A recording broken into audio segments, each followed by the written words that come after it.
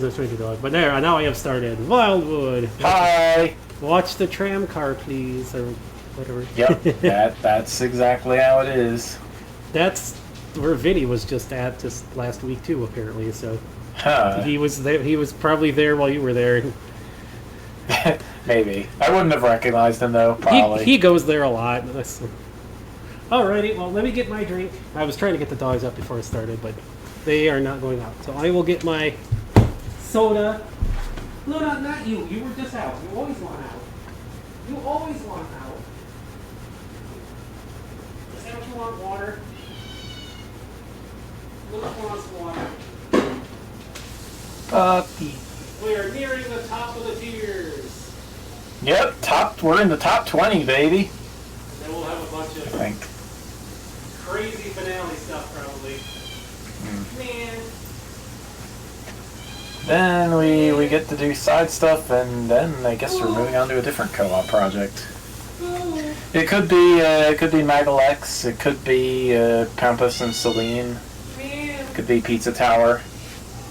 I'd be happy. I'd be happy with Pizza Tower.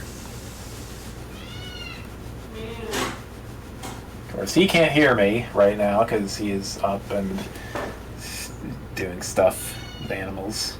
So.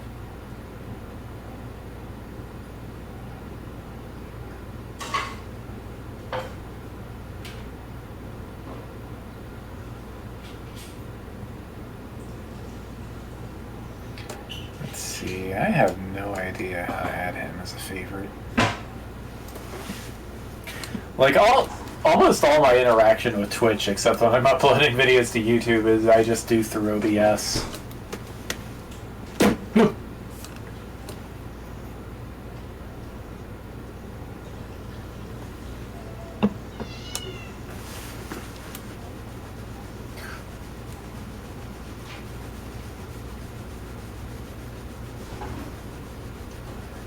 Yeah, you know, I didn't do a lot of ocean swimming over the weekend because the water was just too cold. I like water parks, but like if you want me to swim in the ocean, it's got to be either a really hot day or like we got to be south of Virginia or something.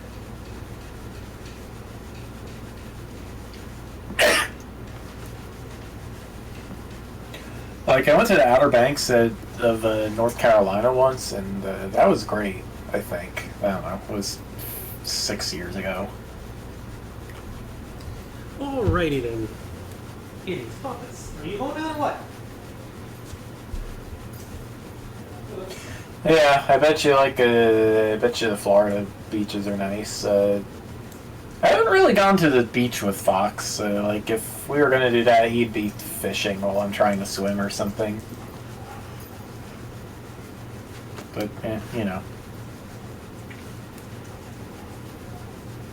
In other news, I've started playing Donkey Kong 64 Randomizer, and that's really fun, so I might end up doing a seed if I don't feel like playing either of my other projects. Which will probably be pretty rare because I really, really like Xenoblade. We got a bit of that left to go.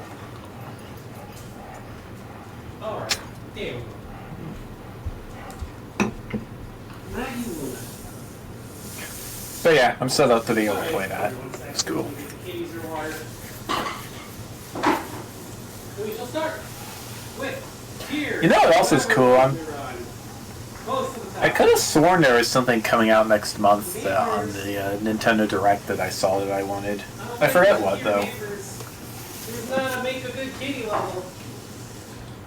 I don't think there's a Make a Good Kitty level contest. But all kitties are good kitties. I mean, you probably could, but like, man. Alright, I'm here. Hello. Lakota still didn't get to go out. He just wanted to walk. Do you want out? Make up your mind. Coots. What is your problem? Good. No, what do you want? He wants you to scratch his head or something. I don't know. Oh, I don't know what his problem is. Oh, hi, Luna. I do not know what Lakota's Hi, problem is. Luna. Well, whatever. If he needs Luna out, then I'll puppy. let him out later. Mishka is being a spaz. Hi, Mishka. Bright lights. Maybe he knows I got him flea medicine and he's waiting to get it. But yes, we shall start right on this. Let me get on over here. Good times. alas, the bear game I might have streamed a little bit will be... I mean, it was going to wait anyways, because we have other stuff to stream. But it's a cheap game.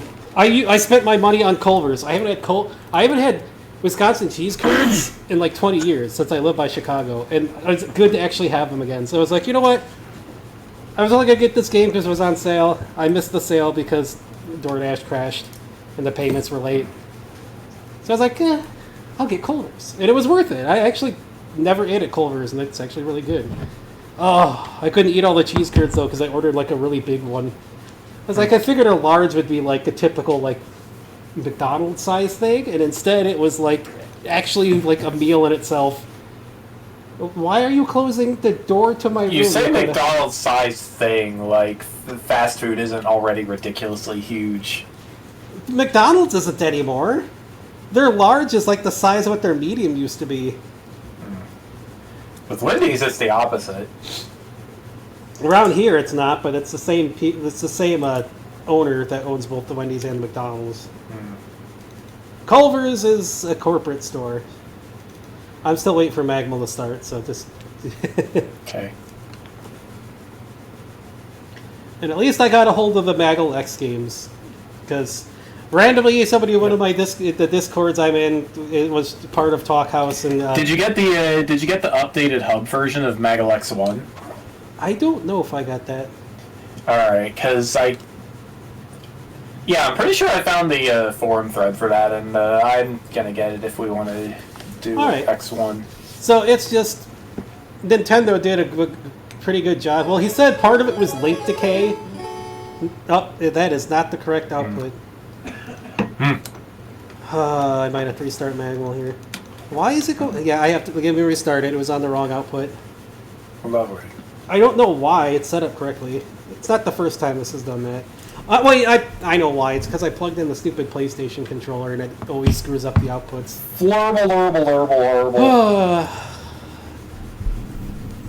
Persona 3 Reload has been a thing so far. A lot more story already. I'm playing on Merciless and it doesn't really feel like it doesn't feel like I'm playing on Merciless mode. I'm 1 and 2-shotting everything like even more than I was on like normal or like normal mode on Persona 5. It's so weird. I guess they must have really made it easy. Alright. We are in video. We are in the gym. We have, there we go. In the top 20, baby. It's the giant spearman.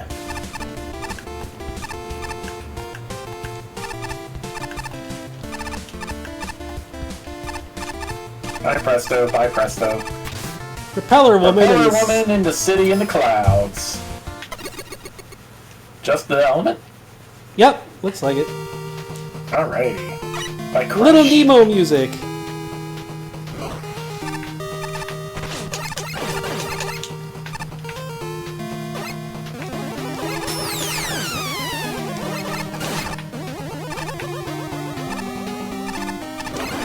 Ah! Lag! No! Is that what this is from? This is from Little Nemo, yeah. Okay. It's the first stage of Little Nemo. Yeah, I remember seeing you play Little Nemo, but like I don't remember very much about it. Never played Little Nemo. Oh. Somebody else probably has, but I've never played it. Oh no, you played Little Samson. Yeah. Different game. Yeah. There's like a new Little Nemo coming out, but it looks so weird. Some people are upset because they made Little Nemo a girl for some reason, but it's like, whatever. It's just the art style looks weird. If Sesame Street did a parody of Little Nemo, would it be Little Elmo? They already That's did. what I get for talking about Elmo. I'm almost sure they already did, because Little Nemo is public domain at this point. And anyway, oh, never mind, that works. I thought I'd get hit by those. Little Nemo was made in like the 30s or something. Yeah.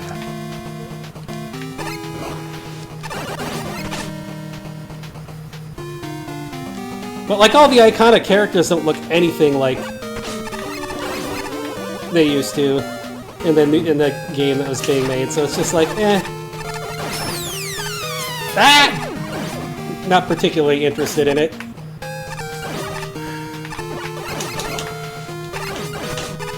Yeah.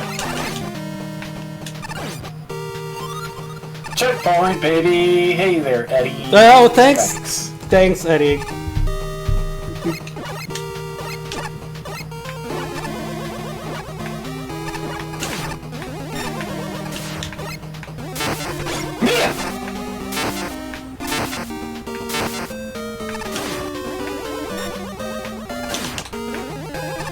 I think we watched Little Nemo, the movie, when you were over here before. That might be what you're remembering, too. No, I don't remember that. But maybe I slept through that. I don't know. Yeah, it might have just been with Arik. I don't know.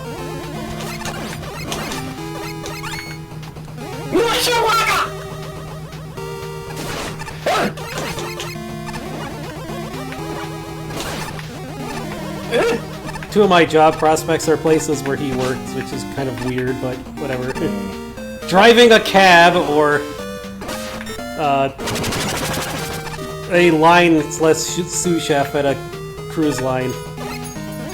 Daily cruise. Wait, he worked there? Yes, he did. He wasn't a chef. He was a prep. Oh. He was just somebody that was cutting, like cutting veggies and putting stuff on the buffet. Okay. I'd be the one actually making the food with everyone else. According to the guy who recommended me, he was a chef on the thing. He said they like make food for like 2 hours in the morning to get everything ready to basically heat up later. And then they just like, they said we basically shoot the shit for almost all day except during like lunch and dinner rush. Okay. They'll sit around like smoking and like browsing the internet and watching movies and stuff. And it's $25 an hour, so I'd be like, sure, I'll apply.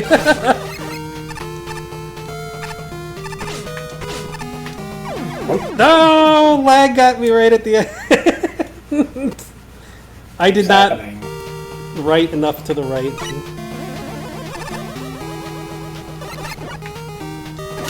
It's just gonna be awkward because it's 12. Sometimes they're out for 12 hours a day. Not always, but. And the shift isn't 12 hours. But it'd be nice because it's like, hey, you get like a 6 or 8 hour shift and you spend the rest of the time on shift and you get free food, you can use the facility, free drinks, you can use the pool and like the water slides and all that. It's all just free while you're working there. That's nice. Oh, that! Okay, getting hit there is death. Maybe I ought to tornado blow that thing, because, Yeah. Whoops, not now.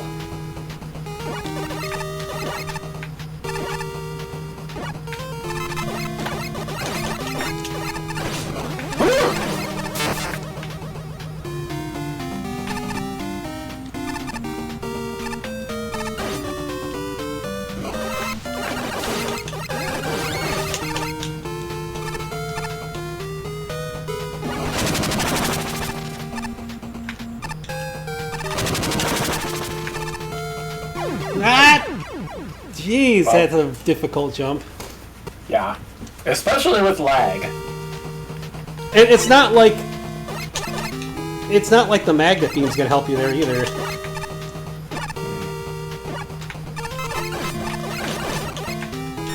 Whoa! Lag, lag, lag, lag, lag! Oh, Just a, like, 2 frame drop was enough to drop me down there, jeez.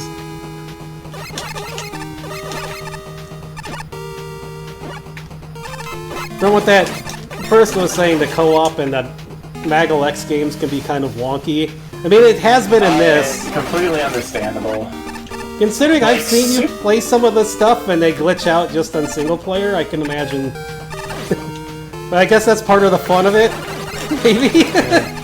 Ow. Super Mario Bros. X, like, I've never seen a seriously multiplayer-oriented episode.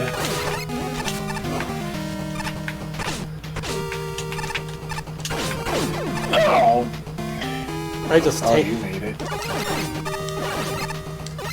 Yeah, when I noticed it wasn't an instant kill spike, I just tanked the hit. Rude Nice. enemy placement. Mm-hmm. What? Oh, wait. Oh, the wind went down there for a little Yeah, bit. it went down right after I died.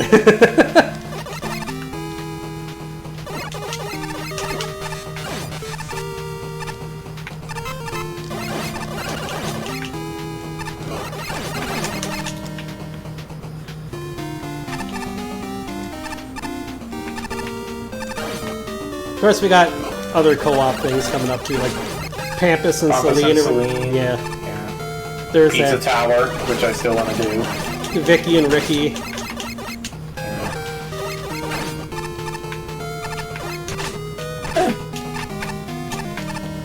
Yay!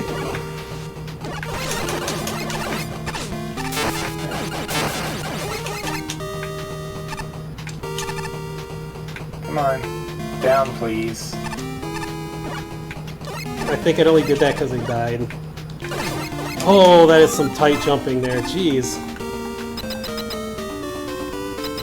Going up. Oh no, auto scroll.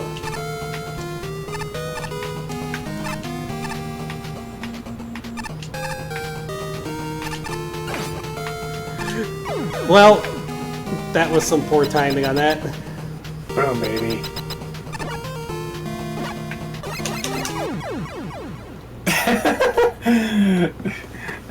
that was a good jumping.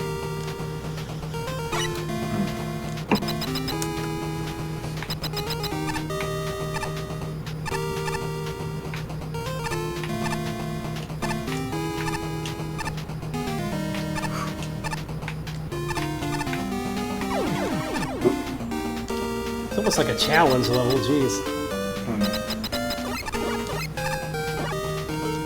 I mean, that does seem to be what these high scoring levels are. If they're too easy, then then the Shinryu slams them.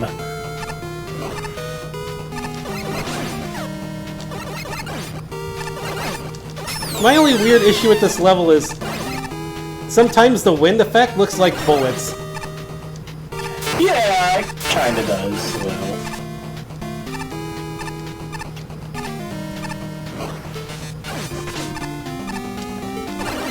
Oh, jeez.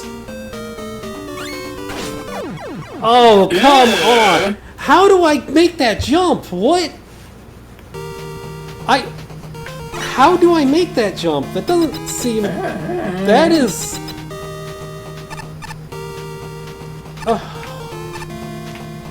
This level has some extremely mean, like, platforming. Yeah, bugger.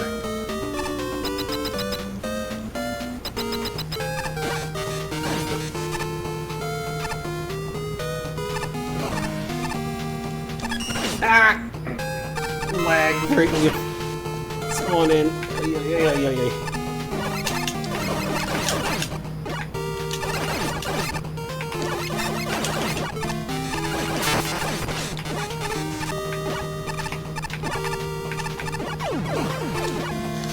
Oh, jeez. This is a... I gotta figure out how in the world to make that last jump. I don't know how you make that. It almost doesn't seem like you can.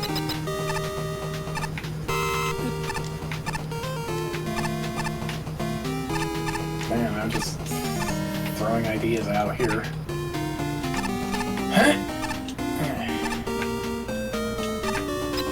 Because you can't really rush Jet down there. Yeah.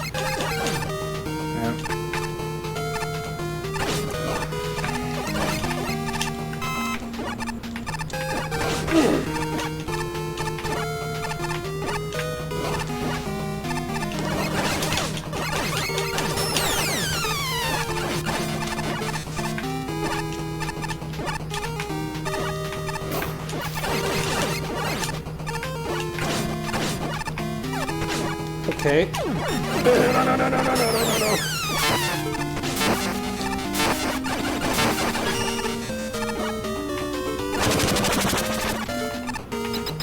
Yay!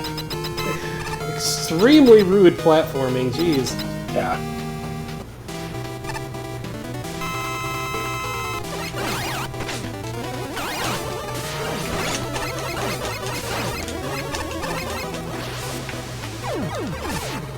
Nah, lag death. I avoid the attack and get stepped on.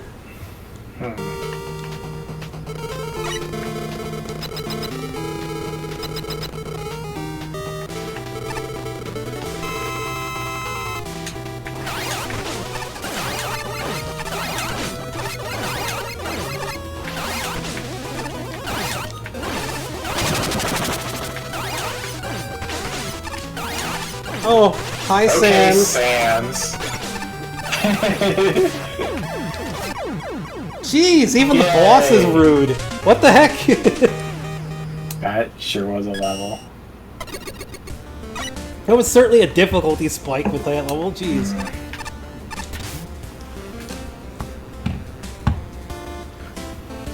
Bastion being a cat and sticking a single paw over the top of the dialogue box. Then a tentacle. The City of Clouds. Yep, we have an air stage. Propeller Woman is basically what we've come to expect from this classic archetype. Tight platforming, wind effects, death blitz, and a whole lot of blue. Doesn't reinvent the wheel, but it's still a solid piece of work. The gimmicks are a strong point. The wind benefits a lot from strong telegraphing, and it's used well, barring some annoying surprises. The cloud platforms are the best part of the stage. While the constant enemy death noises can be jarring, their usage is strong. Personal highlight is the 4-pattern platform room with all the spikes about midway through the level, which is both nerve-wracking and fun. The enemies were a bit more mixed. The custom enemies were solid with only a few issues. The cannons fire a smidge too often. Or glitches, one propeller consistently not firing when it spawned. However, Gabrielle and especially Balloon Boo felt underutilized, rarely in a position where they're likely to use their full tool set. But the big issue is the imbalance between deaths and checkpoints. While the spikes are generally non-lethal, it's still easy for a misstep to send you into a pit. That by itself is fine, but the length of time between checkpoints tends to sting. The base example is the auto-scroll into the final section. They're both fine on their own, but trying to do both in one sitting can make the auto-scroll tedious, and reflects poorly on an otherwise solid experience. Fortunately, Propeller Woman herself makes up for it. She seems like a typical wind robot master at first glance, though she benefits a lot from personality and proper telegraphing. Once she gets to half health, she pulls a desperation move followed by an upgrade moveset, which is very Mega Man 11. I appreciate that. Between that and her expressions, she wins the more memorable normal bosses. While the stage is a bit rough around the edges, Propeller Woman herself is great. Looking forward to a rematch. There are two things that really knock down this level for me. Checkpoints and some very annoying jumps. Not for those, I think this would have been a far better stage.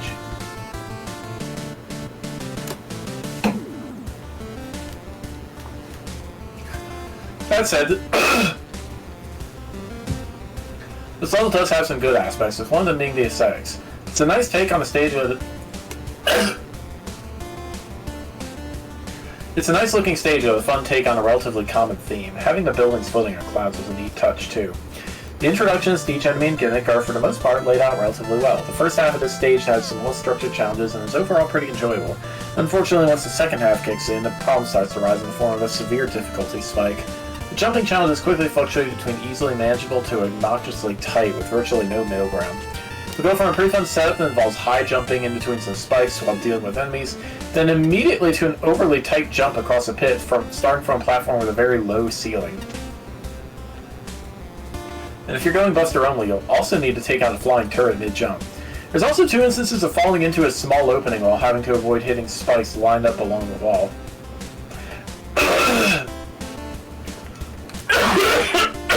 Oh, jeez. A sight that I've always found frustrating to deal with ever since Jewel Man's level pulled the same stunt back in 9.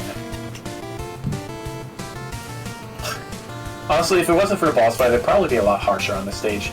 Propeller Woman is tough to get used to at first, but unlike her level, I actually found her to be pretty fair.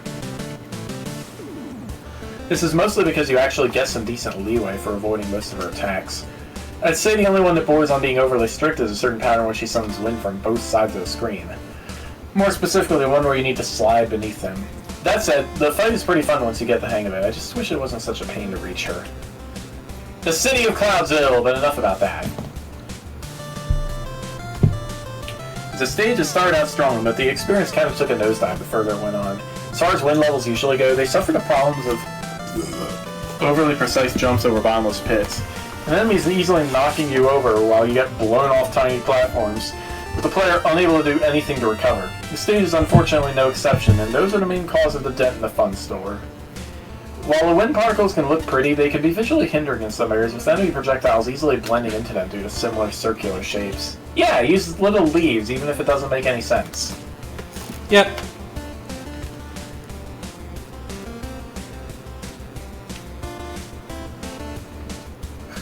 There's also an animation delay when the player enters a new room. The actual wind is already in effect before the animation starts, causing the player to be unable to adapt to the environment in time and leaping to potentially unfair depths. Leading, but, also leaping. And the curving direction the particles flow in screens with horizontal pushing can also get confusing. The particles moving upward could lead a player mistaking the wind would allow them to jump higher. Propeller Woman, while being an overall fine, fast-paced, learnable fight, ultimately left a bad taste in my mouth by the tedium of retrying the section before the end of the stage over and over, only to discover that the boss arena also uses death pits that you can get pushed into. Music is alright, but it really doesn't fit the whole Sky City theme in my opinion. The overall vibe seems to give off a sorrowful feeling to a supposed rather carefree setting. Sorrowful? I never thought Nemo was sorrowful.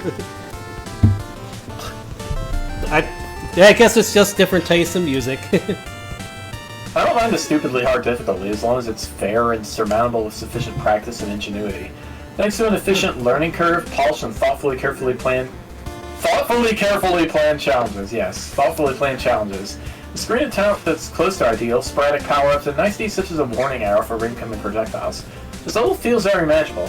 Long load times, a few sections that are pure murder without special weapons, and nearly excellent checkpoint placement are about the only reasons why fun never gives way to stress.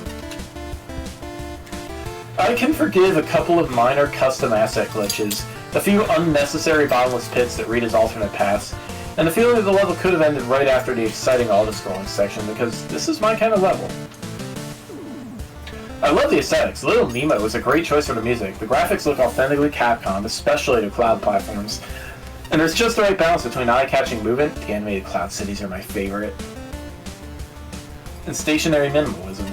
The floating stuff perfectly conveys the direction of the wind gimmick, and I enjoy how the fluff suddenly drops from the sky upon death or a screen transition. Propeller Woman's victory pose is a nice touch.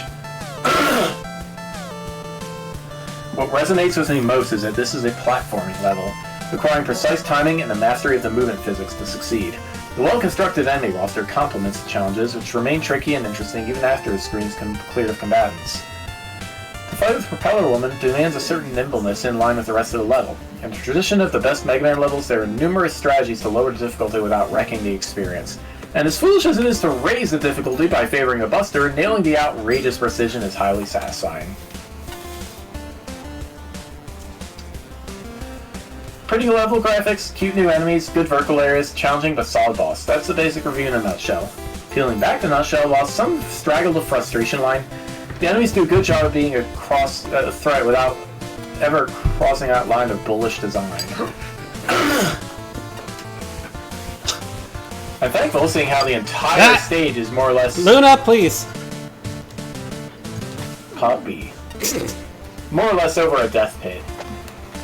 Entire stages being spent getting knocked off of are the most unfun experiences in the platformer.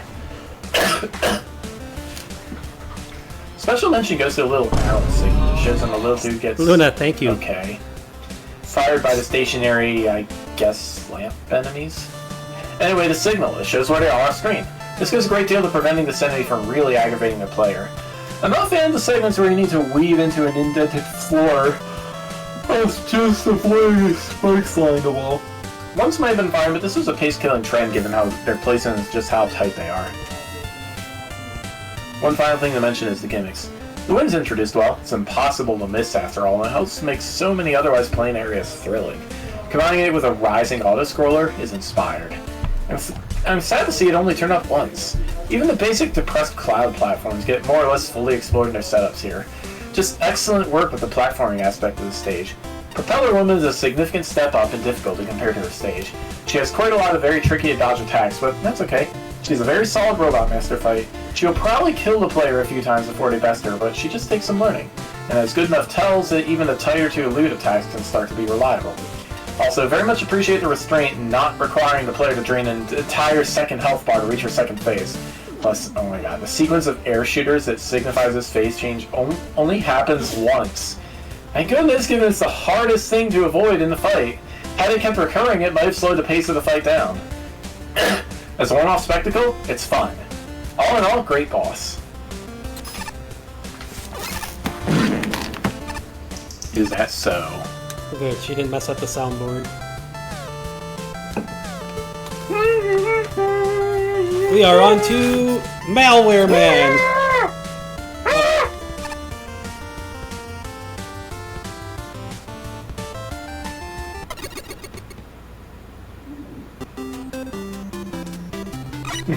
Okay. 70% sun. Help! My computer! Help! Oh, my computer has been hacked. Oh, my computer has been hacked! This is likely the doing of Malware Man who lives in cyberspace. I built this teleporter to take you directly to his hideout, so please, take out Malware Man and fix my computer. Dr. Light, there's free programs for this. Nice try, but as you tried to teleport into my base, I hacked Dr. Light's teleportation system and made you teleport here. And now you're trapped! Wahahaha! Don't try finding me unless you wish to be scrapped. Is it gonna be Bonzi, buddy? Oh no.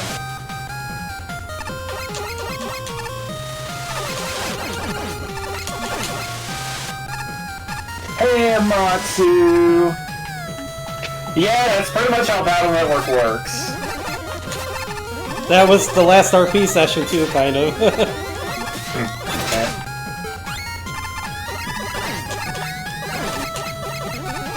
Bastion did a Dragon Quest. Hot robots near you! Free me E-tanks, no scam. Oh, you gotta hit the... You have to hit the dialogue close button to get rid of them.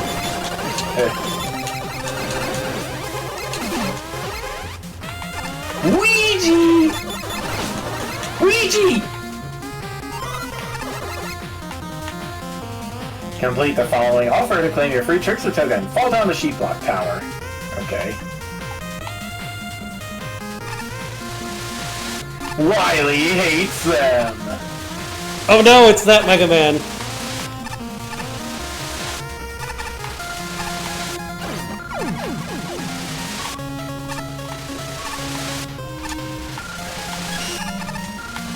That!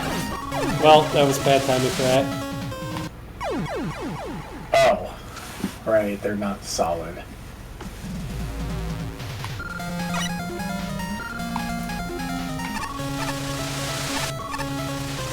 It's a pretty infamous flash, I just...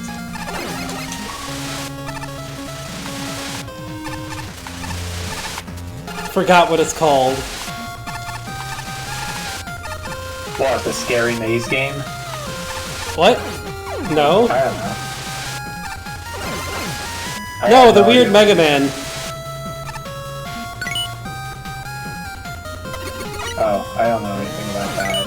It's a Vine Sauce emote too. That's...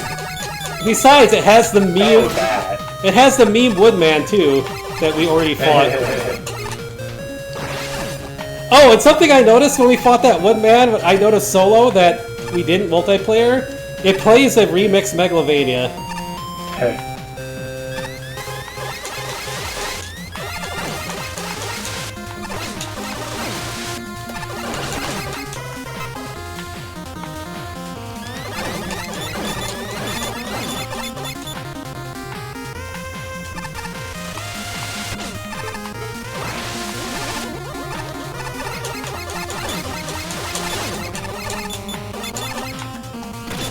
Hey.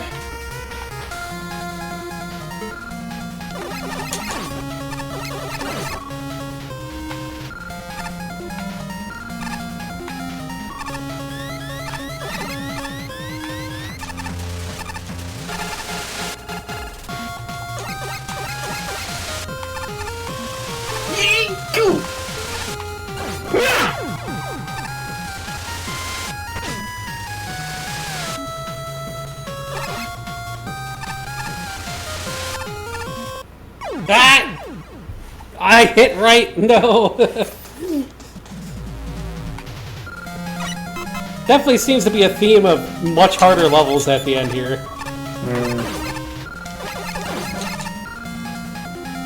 Again, if they are too easy, Shinryu slams them.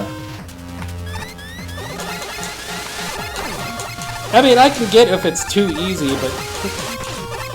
I mean, it's still weird that me and Shinryu seem to have very similar opinions on some of the things, but...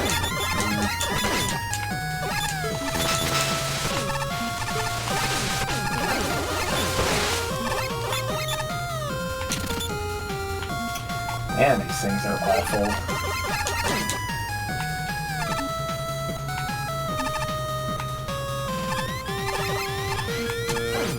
Whoops!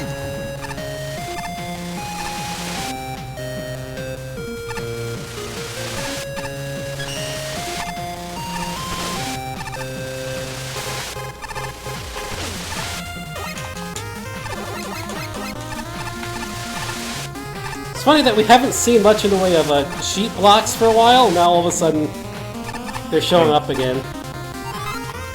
Uh-oh. Make it across the Tomahawk platform obstacle course. Okay.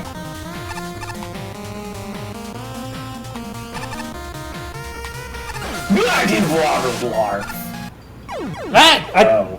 Lag death! You're dead. No! He tried to jump.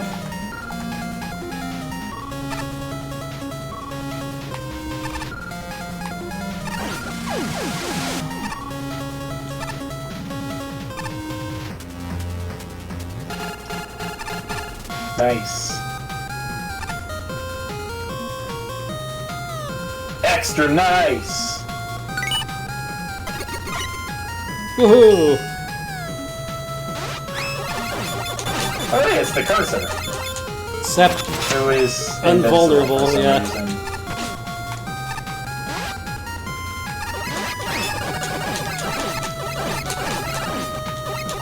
At least the panels aren't. Where the flower?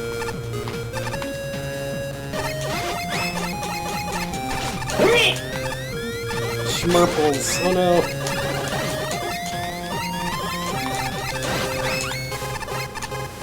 Go, go, go!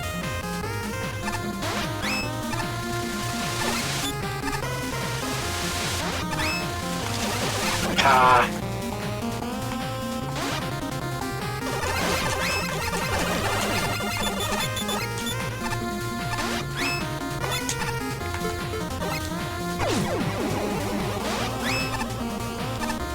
But I got pushed off the platform though. And we're all the way back here again. Yeah. So many invulnerable enemies is kind of annoying in this.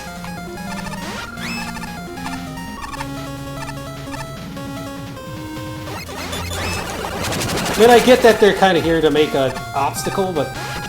Oh, stuff like that can be really rude. Oh no.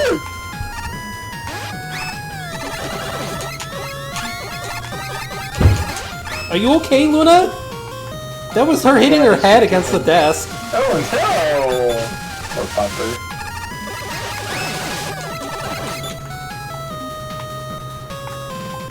She's damaging her husky brain cell. Ah! Lag death, no!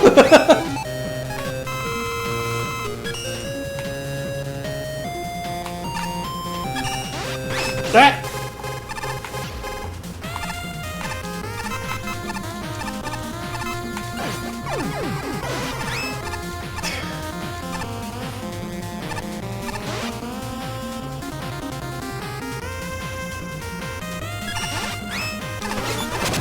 That... How much... Oh, that's because you just respawned. I was like, where'd all that damage come from? Complete the following offer to claim your free ticket. Find all the key coins and claim your free trickster token. You think this is funny? I'm telling you stop or else there will be consequences. It's time to live up to my family name and face full life consequences!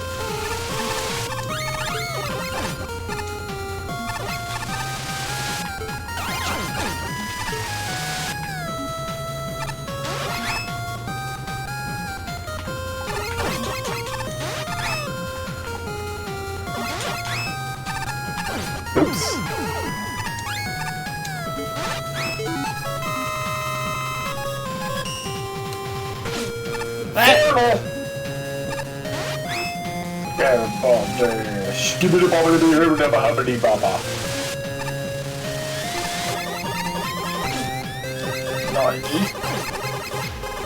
You like being it. Or not.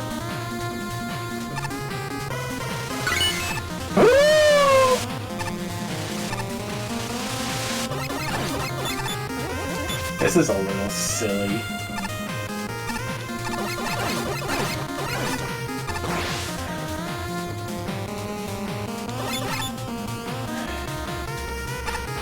I guess these things are supposed to be variant sea mines. Aha! Can you not hit that? That would be nice.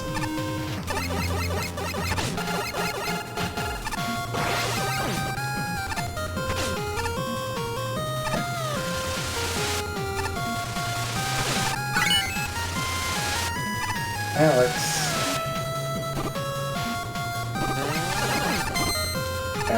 Ooh, nice dodge. How much health you got, dude? Thank you. All of it. MM. Or EE33. M&M's.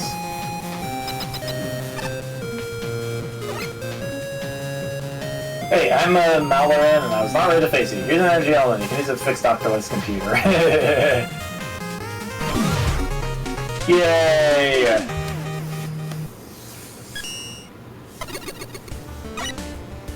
Okay then. Alright, I need some water before I read this review. Alrighty. Also, 2 scores in the 60s. Huh. Freeze! I expected Shinryu to be like patchy. Like, get, huh?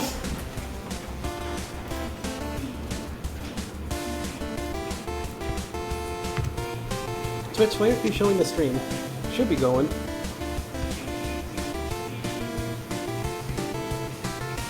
Come on, Twitch. Get your activity. There we go. Come on, Twitch. Hey, perfect. Hoi. Definitely interesting. How it's just kind of, it's definitely interesting how more difficult levels are suddenly showing up near the end.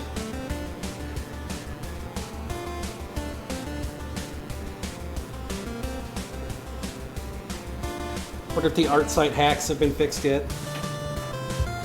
Doesn't look like it.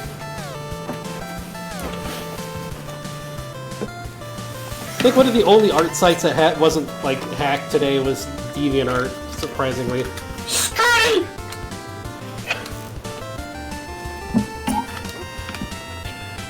Alright, where was I?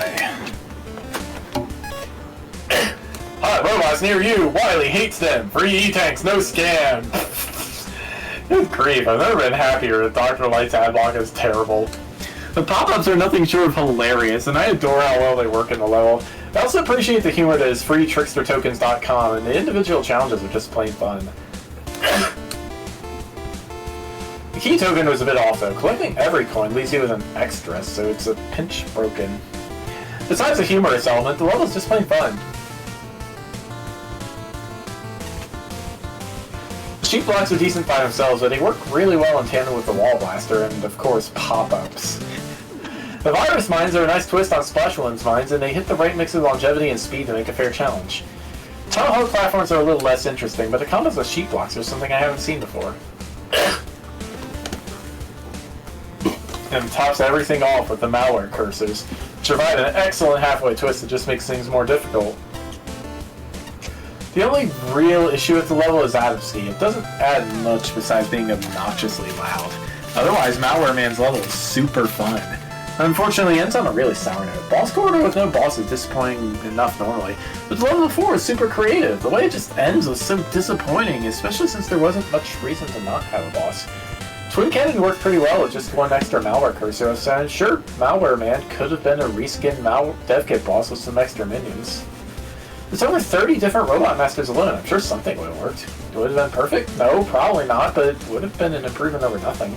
Still, from all my issues with a complete lack of a boss fight, the level 4 was still really fun. I just hope to see an actual Malware Man encounter down the line. I would have made a Bonzi buddy that like has a clippy sword, or just like a clippy thing to do stuff with. Combine the classic Malware. Gravity Man with an arena with spikes in it. I don't know.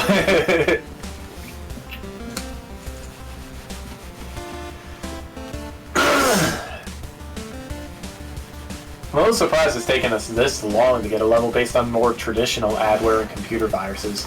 It's a fun concept to be sure, and I'd say the stage uses it to pretty good effect. One of the best aspects of the stage is how it uses sheet blocks. I found the challenges based around it to be quite fun, especially for the first token. While the layouts aren't all that complex, they still manage to be engaging thanks to there being other things to look out for, either by needing to time your jumps at the right moment while on the blocks, or by dodging enemy bullets. They also combine rather well with the other gimmicks. Speaking of which, while I'm usually not a fan of screen obscuring gimmicks, I want to give a pass to the pop-up ads here for a few reasons. The first is that they don't take up that much room to begin with, and the second being that you can actually get rid of them. One thing I have a hard time looking past are those floating enemies that home in on you. While I don't mind the general functionality behind them, it feels like they linger around for way too long before eventually exploding. While it's one big problem, considering how slow they are, the rooms they show up in tend to be somewhat cramped. If you accidentally hit one, there's a decent chance of it cornering you with no way to avoid it. However, my biggest issue with this stage by far has to be the ending. Simply put, Malware Man should have had an actual fight at the end of the stage. Naming your level after a Robot Master immediately sets up expectations for there to be a battle with them, and to not deliver in that is a major letdown. While I get the joke that he's not a fighter if his NPC dialogue is anything to go by, it doesn't really make up for the disappointing ending. If there's a well-designed boss fight at the end, I could see this being one of the better semi-vanilla stages in the contest. Unfortunately, that anti-climax really drags it down. I still find it being fun, and just a bit disappointing. You are 1 millionth player! Congratulations! You won! Now this is a cute little stage, full of charm with its sprite work such as the pop-up enemies that are incredibly hilarious. I especially like the detail of you needing to shoot the X's to get rid of them.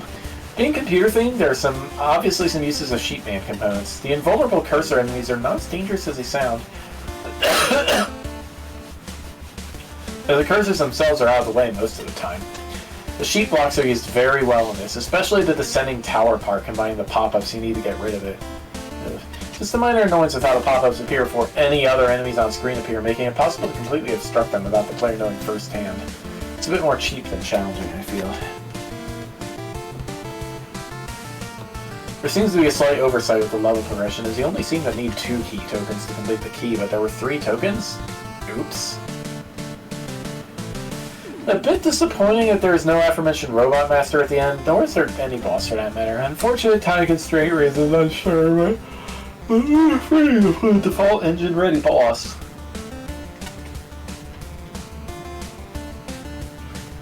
Warning, your level may be infected.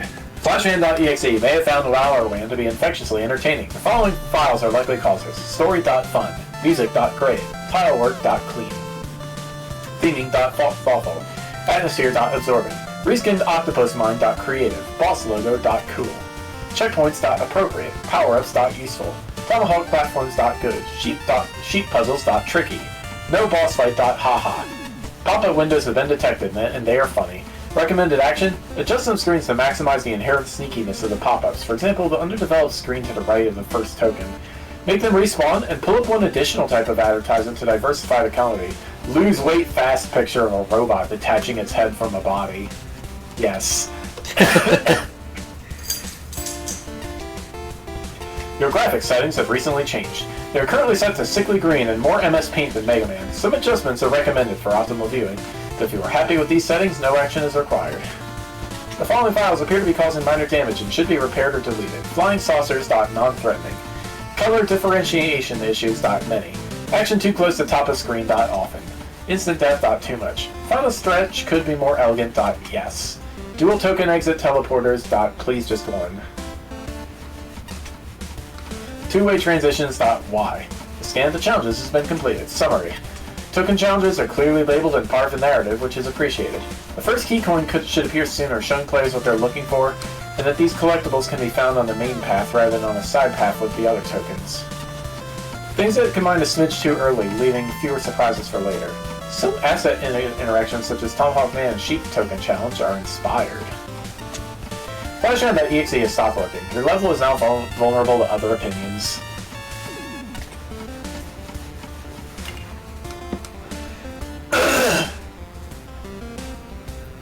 I must say, I'm surprised how well this level turned out.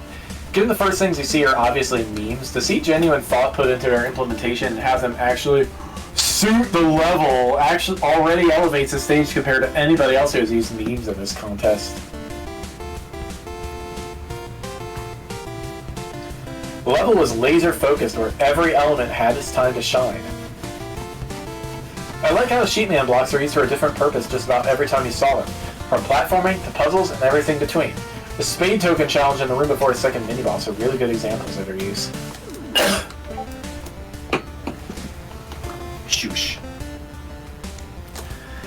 This is the stage I first saw back when Liliana was playing as Proxy. The pop-ups are a rather interesting use of the screen blocker. I grasped how they acted at first, but I was the one watching and he, the player, just didn't. That said, there were a couple of places where these combined very well with both the enemies and other gimmicks you chose to use, involving removing them in a limited time frame or having trapped enemies that the player could easily activate by mistake. I also really like the cursor reskin and the change in attack pattern, making it far more consistent, becoming a very good gimmick rather than a frustrating enemy. Checkpoint placement could have been better across the stage. The level involves a lot of waiting around and has quite a bit of instant death near the end of relatively long sections, making it a bit annoying to keep redoing these. I do feel a bit let down by a lack of an ending after all the build-up. The stage does not need to have a boss to finish. I think that the fast-paced auto-scrolling section here using the gimmicks you developed at the stage would have been a far better ending. The joke didn't fall flat or anything, but you did need a better segment beforehand. These are fairly small nitpicks over a stage that was thoroughly enjoyed, bringing the right kind of simple humor to well-thought-out gameplay and interesting challenges. Wah!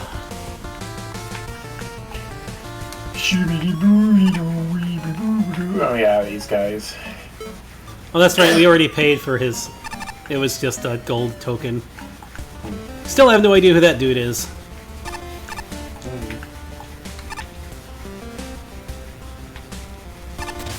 Pipe Man! Pipe Man! Programming, Scatman's World, Tiles, Quackman, Mega Man, Infamous Intent. Sprites, 8-Bit Fan. Music, Ebb and Flow by Off the Hood, 8-Bit cover by Loader. Playtesting, Ratty, Zealback, Scatman's World, 8-Bit Fan, Loopnoid, and Lead Egg. Wait a second! No, okay, we need to turn this off somehow.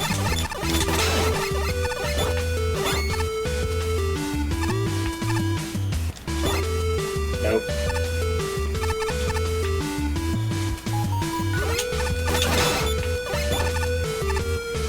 The token is that way. No, it's not. It's death. Oh, skull. Okay.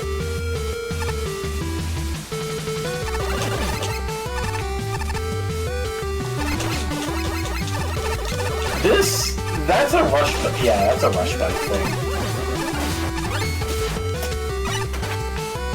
Doggo time!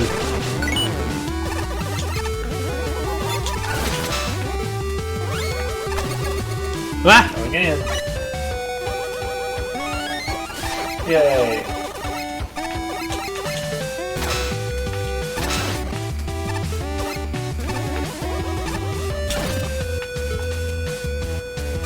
I don't think you can squeeze in there. I almost got it. It's like frame perfect timing to do it, but...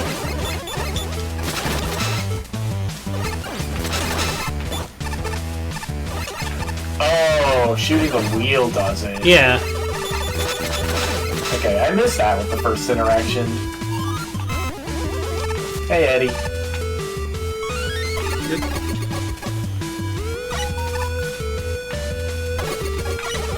Wait a second.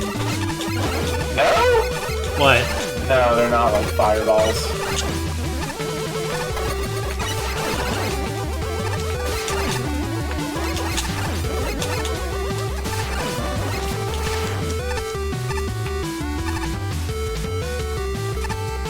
Yay!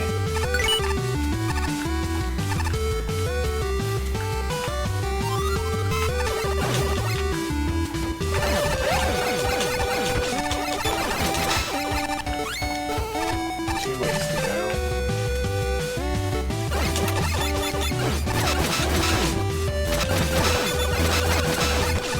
What the heck?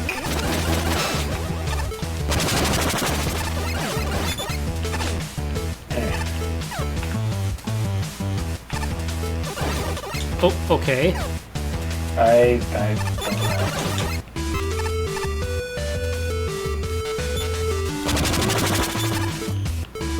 Oops.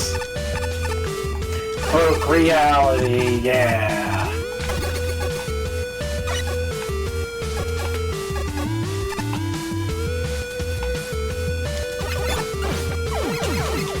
Ah! Well, I got killed by that.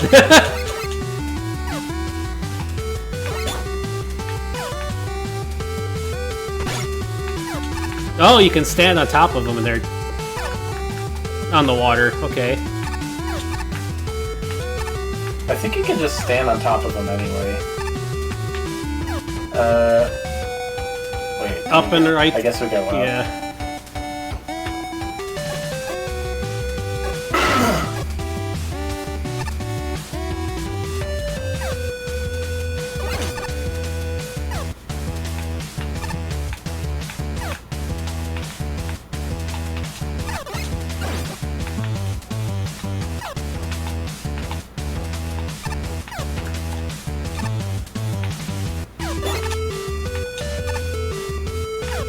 Whoa!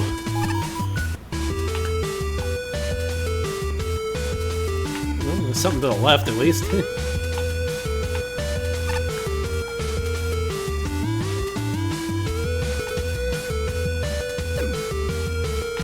Ah!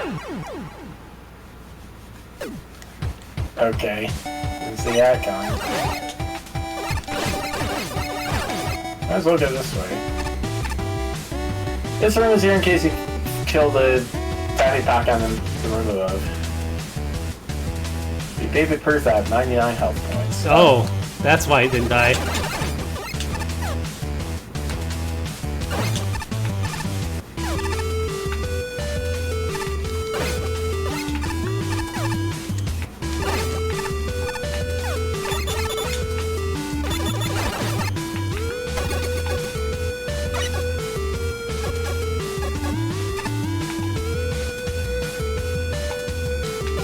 Ah! You did it again. Well, last time I wasn't the one who shot it.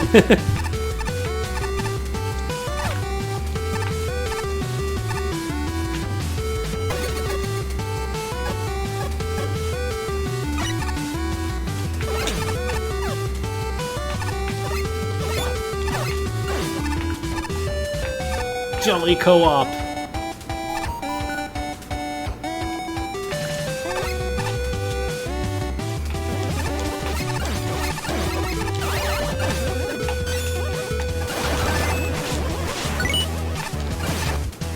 Definitely a way to get it, yep.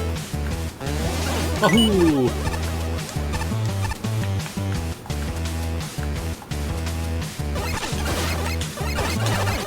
That's a little silly.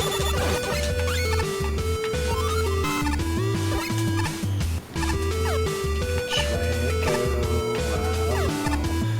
Let's pick something. We got so many. Well, we have all the tokens, so I guess it doesn't matter. Oh, we gotta go both ways. Yeah. There are 4 ways to go.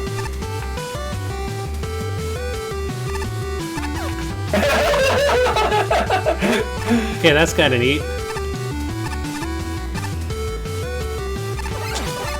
Hold on. Whoa, whoa, whoa, whoa, whoa. Might be able to... Nice. Frame perfect Mega Bustering! Oh!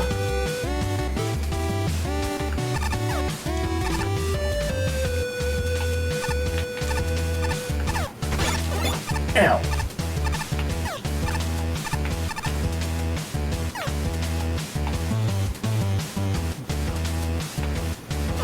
Well...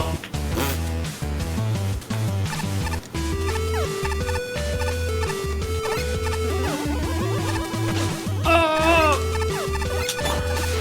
Ah!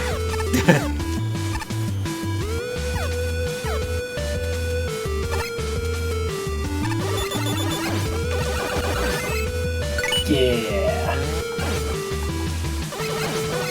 Oh. Help is needed. Help is needed. Ah!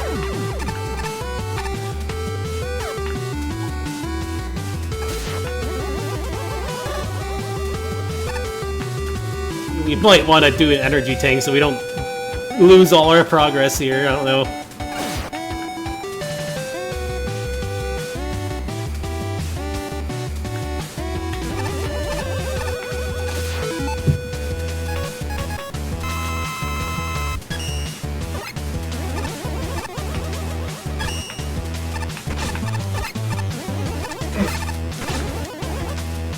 And you're the one who got hit twice. Ah!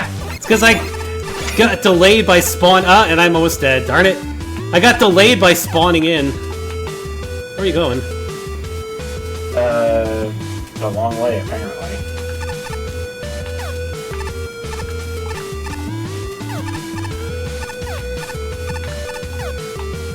Why the rat things have to attack Bastion? He's not anti-rat rats. Yeah.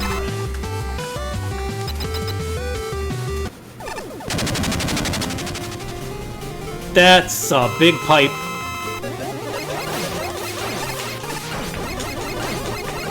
Whoa! Instant death, watch out. That's not a good thing to have in a boss. Oh, no it's not. Okay.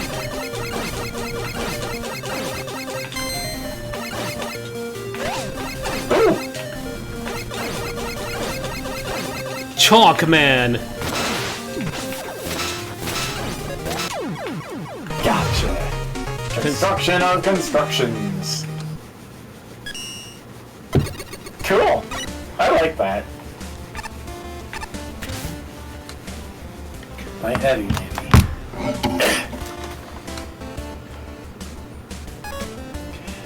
I have to say, this is a better level than I expected from first impressions. Pipe Man's sewer layer has some pretty interesting design owing to its more puzzly gameplay. The gimmicks are a big help for this. The water spouts make an excellent movement concept just by themselves, with the ability to adjust them adds an extra layer of interest. The giant stopper tellies make good obstacles to facilitate the puddles. The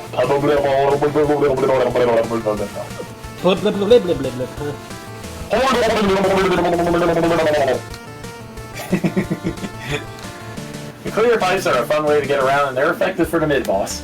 And I'm glad to see someone making use of Tatipaku's Game Boy traits. The explanatory sign could have been less needlessly snide.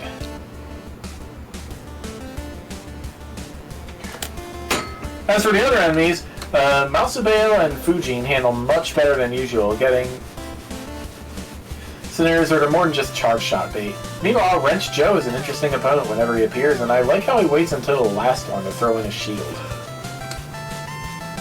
For that matter, the strongest part of the level is easily its difficulty curve. It introduces things in an effective and clever manner, builds them up as the level progresses, using mid-bosses and pipes to break it up, before culminating in one massive puzzle that challenges you on everything in the level. It's exceptionally well made, and I largely enjoyed it. Unfortunately, the visual design is severely lacking. The biggest issue is there's no difference between the turn wheel that's on A or B, and there's nothing indicating which water spouts are active on which mode. It's not always a big deal, but if you don't have the spouts on screen, it can get confusing if you have to pause. Additionally, a visual indicator on Tatipakans you're not supposed to kill would just make things easier. In fact, just making them invincible would have done the trick. Not only would it create a clear visual, but then the 99 health wouldn't be necessary. Boss is much better for the visuals problem, but sometimes the stop telegraph seems to fail, leading to cheap hits. As a whole, I rather like this level. It definitely has issues here and there, mostly visually, but it's got a very solid start. A little more graphical and will go a long way. Not too bad of love here. I was fully expecting a more maze-like stage with a name like Pipe Man, given the obvious way this pipe gimmicks could be used. So I'm happy to see it's more on the puzzle platforming side of things. Side platforming is alright too. There's a lot of focus on valve switching and interacting with the Tattipakans here, a lot of which I don't think has been explored much. At least not to this extent over the course of this contest series. So it's nice to see our one notable quirk getting used to decent effect here. On that note, while a lot of the sections are passable, there's also kind of an issue, seeing as there's not much else I can really say about them. Maybe it's the samey setups of the Tattipakans after a while are very lacking aesthetics, but there just wasn't much else here that felt noteworthy. Oh, you said this for the end. The thing for the boss is the one that stood out the most to me was needing to destroy 4 blockades by going on 4 different paths. I did notice you can completely avoid going through one of these, however, by using a charge shot on the very bottom path, thereby taking out 2 blockades at once. If anything, this feels like a minor oversight, but it does affect the intended flow of the stage either way. Lastly, there's Pipe Man himself. I think his fight is pretty decent overall, but it feels like he might do too little damage to be truly threatening. I kind of face-tanked almost every attack he threw out at me during my initial fight against him, and I still under things with more than half my health intact. Attack pattern-wise, he's perfectly fine, but I think he could stand up a bit more damage output to make things not completely one-sided. Overall, it's a relatively fine level, if a bit on the repetitive side. You're Joe Gaming, what? What is that sprite? Oh, okay then. It's Engineer from TF2, I think. I'm quite a fan of this one. A puzzle-oriented level that has a toggling valves to keep certain water spouts active in order to progress. Oh no, valve puzzles with Engineer. I like the transparent pipes, not only for path clarity, but also to make it much more fun to watch Mega Man going for a ride. It's also subsequently very handy for mapping out the split paths during the puzzle parts. I also really like the one shield enemy being utilized as a platform you need to stand on to slide through the tiny gaps. The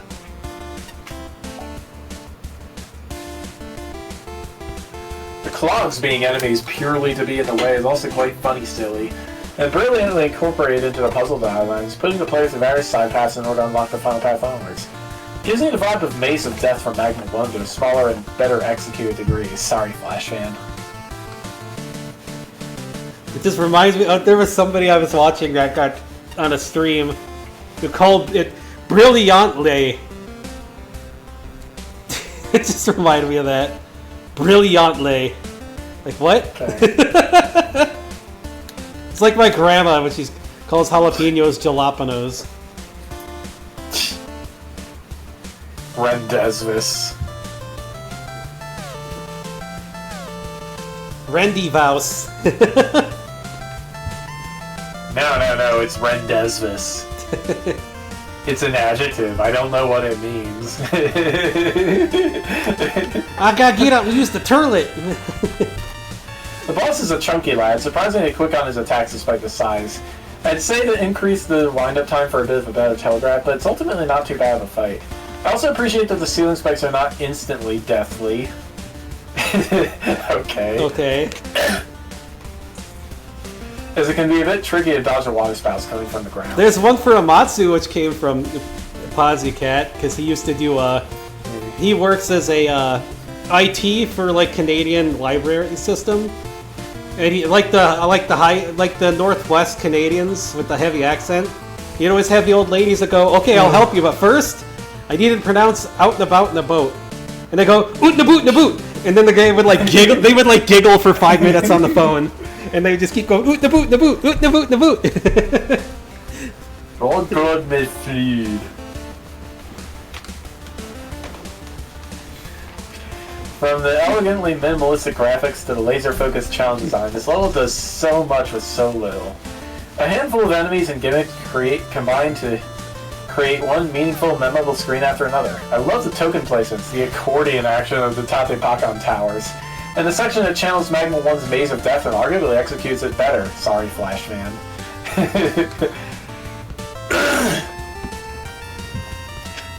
I was floored by the simple brilliance of the first mini-boss. I only wish it weren't so easy to cheese with special weapons. I only wish it's generally my harshest criticism of anything here. Puzzle explanations could have been communicated through gameplay rather than missable signs and confusing side rooms. I prefer if it were impossible to get stuck rather than unlikely, especially in the teleblock shaft. Disabling Ice Wall and Magnet Beam would help prevent cheating. The Multi-Bale mob could be more challenging. A few oversights, no health refills in the maze, infinite keys. An exploit to clear the teleshaft with just 2 shots, scuff the polish. The only egregious issues are that the water valves don't stand out enough. A brighter color would be better. Walls and pits are easily mistaken for screen transitions due to undesirable gaps in the architecture. And that one Tati Pakan water spout sliding puzzle is finicky about vertical alignment. Importantly, everything else is excellent. Challenge progression and checkpoint placement are spot on. Custom sprites look highly professional and fit the theme nicely. Joes are actually fun here, and I could stand to fight a couple more. The boss is well programmed and satisfying end to the level. It feels very close to a... Oh, hey, I don't need the keyboard anymore. It feels very close to a Capcom level, and I love it when I can say that. The stage has some interesting stuff and is very on theme. I overall enjoyed it, but both its issues and strengths are rather specific, so I might be talking for a bit. Switching water geysers on and off is a simple gimmick, but their interactions with stage elements elevates them into something great. This has the very real potential to be an excellent puzzle stage, but it never quite gets there, with several of the puzzle rooms amounting to busy work rather than challenge. Still, the final runaround area was fun. It made that area of the level feel larger than it was mechanically. Tile work is good, animated background elements of course make it better, but it does become rather dull to look at. I think you need more fully tiled background segments to hide how repetitive the tile set really is. Even Pump Man, one of the more boring looking modern Mega Man levels, had fully tiled background segments. But thematically, the stage is great. Having the clear blockages to make progress is very on point, along with just enough themed enemies to really sell the level's motif, resulting in a stage that really fits Mega Man's universe. A genuinely awesome music track doesn't hurt either. Playman itself is an enjoyable fight, at least when his tells work. I really like his design, and the amount of detail in the sprite's animations is excellent. He has an interesting suite of attacks, and the variety rivals the Mega Man 7 Plus era Capcom Robot Master. Unfortunately, as stated, his tells don't always work. When he uses the thin water spout attack, the actual graphic sometimes fails to spawn in, resulting in effectively unavoidable damage. It's a shame, as this really puts a damper on an otherwise excellent boss fight. My biggest issue with the stage is how conveyance is handled.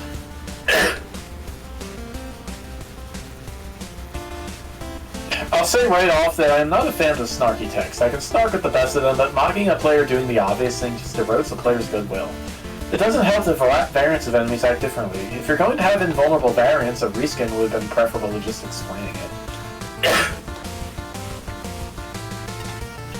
But a really small thing hurts the stage a fair bit. There is not much in the way of visual cues to whether or not the valves that control the geyser gimmick are on or off. In small rooms, this is a sign that this stage has several sprawling areas that require a mental upkeep for the player to remember that fact. This is, of course, providing the players not accidentally hit them again, so they're set to the opposite of what they were expecting. For the record, I require use of accessibility controls to keep Mega Man games playable, which includes rapid fire, so this was an especially egregious and recurrent problem for me, and will be for anyone else who needs to use them. More on-screen cues and a more obvious graphic for what is on or off for the valve would have solved this right up. More colorful graphics so it didn't look like a background element wouldn't have hurt either. The fact that the stage occasionally devolves into busy work and the lack of clarity in boss and stage do drag down what had the potential to be a top-tier stage. That disappoints me, but even then, it's still a good Mega Man level, but misses the mark of being a great one. I want to see what that instant death path is. Okay.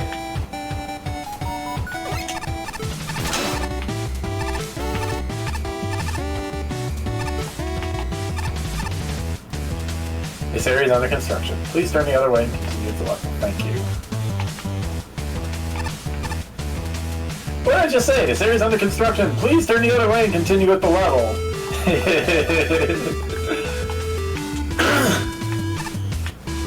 Oh look, spikes. Maybe you should turn back.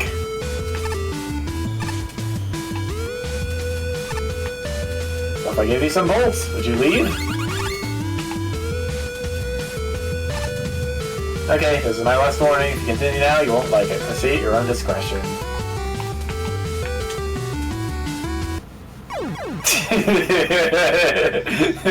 Okay. Okay then. That's silly. Randomly Onward. Sands. Trailblazer by Lord Saturn.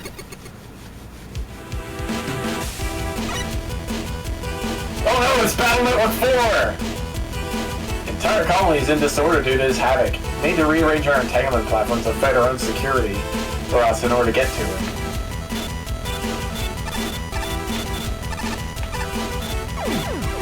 Oh.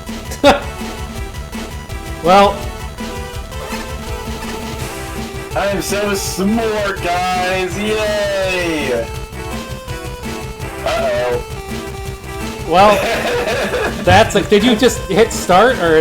Yes, I tried to respawn. Video game!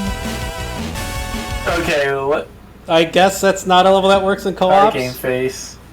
Yeah. Alright, let's see if this still works. If I don't exit. If they fix that, I think that's a parsec problem more than the system. I don't know. I mean, we can see once it starts. I can't control anything again. Yeah, it's a parsec problem. It's not a. Okay.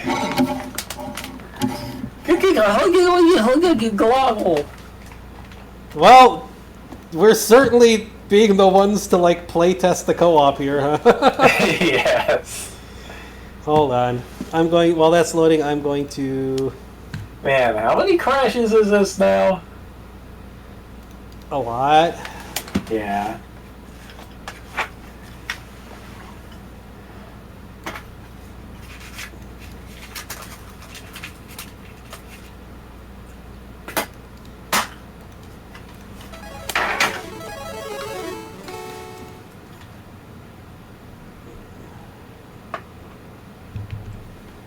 Okay. What is the name of that stage that it was? I don't know, entanglement something.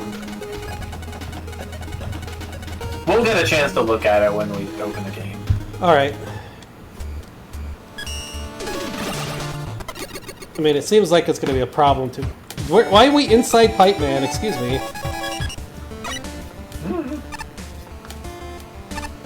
Trailblazer.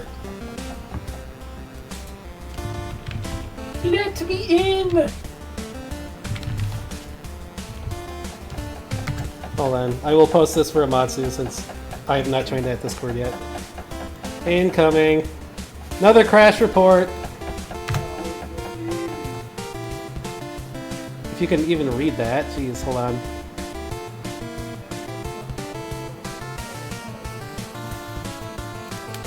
Can it be read? Let me see. Jeez, okay, that's kind of hard. Let me see if I can correct this somehow.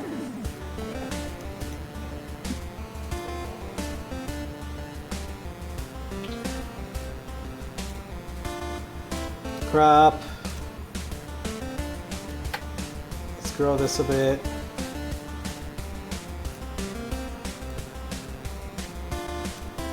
That! I like that, you can't even read it. Oh, it's trying to grow this, it's hard to read. Whoa! Do I look like I know what a JPEG is? I can't get it to do better.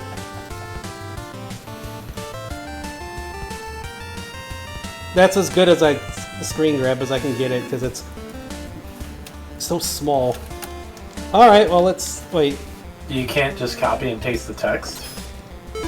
Not anymore, because I already, like, I just took a screenshot of it. Oh.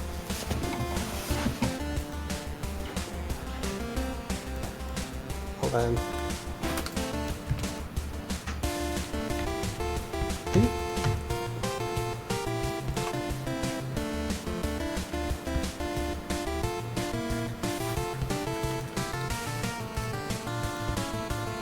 Alright, Amatsu can read the text, so it is fine. Okay. Why are you Microsoft, why are you opening Bing for no reason? Screw you. It's the Okay, Bing cool. Dynasty. It just opened freaking Edge for no reason. Like, screw you. I don't use Edge. Alright, you can rejoin. Let me in! I mean, if it crashes again, I might have to do this solo, but... Yeah. First ring, space dock. I'm guessing it's tied to whatever these things are. Yeah, that would be my guess. Anyway, yeah, this music is the Meteor Con from Battle Network 4.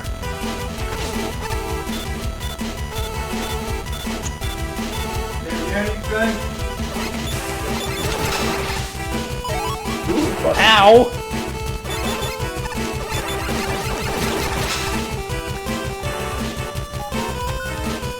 Okay.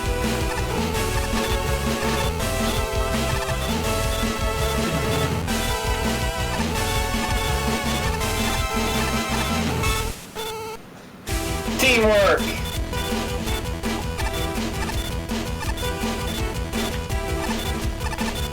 Nope, you're standing on the thing we need. There we go. Ah! Well. Got it.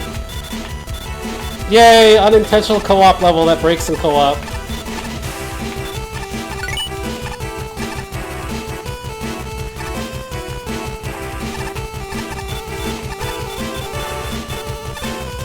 Hey-ya!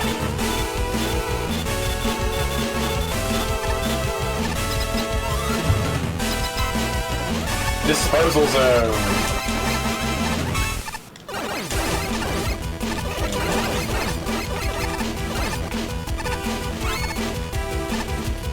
That was a token there, wasn't it? To the left of us? There is? It was something.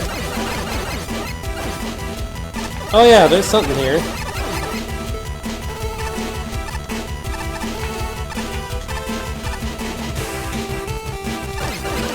How do we get that? Reverse gravity somewhere probably and come back. Oh, yeah. Oh.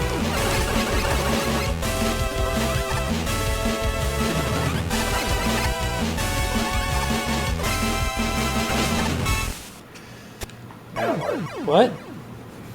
I don't... That's a live wire. I know, but I'm not saying what about that. I'm trying to figure out where we get to the token from. Ow.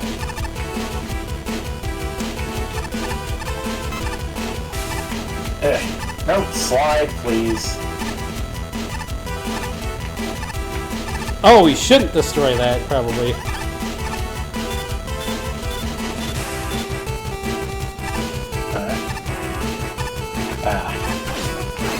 Ow.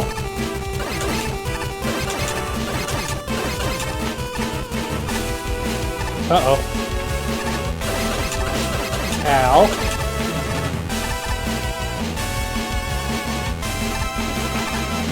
Ow!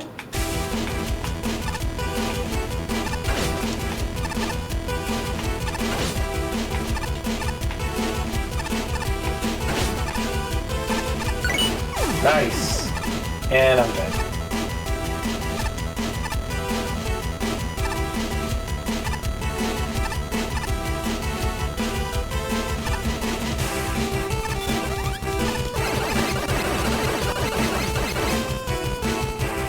We gotta go...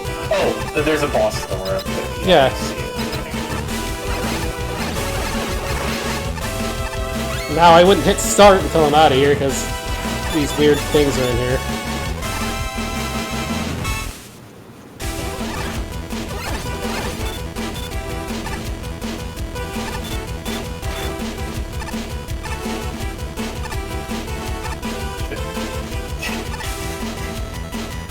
Just go right. Maybe? Yeah, as long as it can still get the token. Oh, well, that sure was something. Wait, wasn't that a checkpoint room? Looked like there. It looked like there was one in there.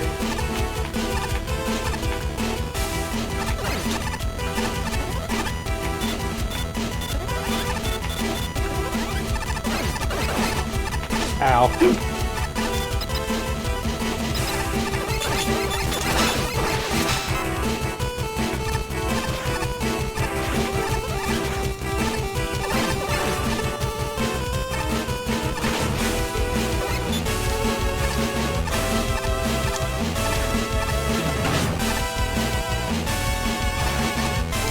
What if, no, that wouldn't work. Wow, impressive.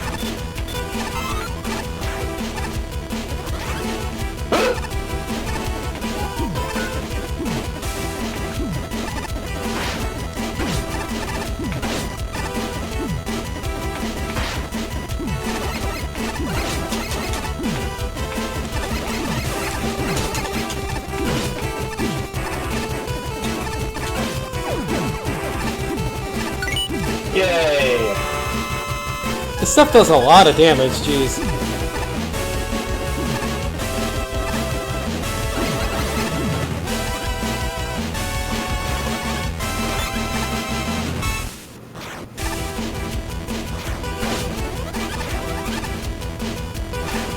Yeah, it's supposed to be a checkpoint. Doesn't seem to work.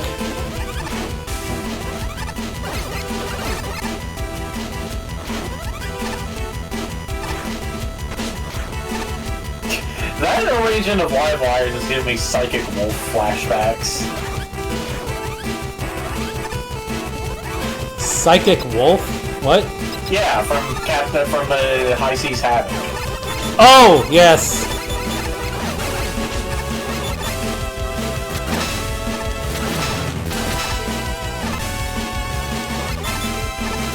Try to block that boss out of my mind sometimes.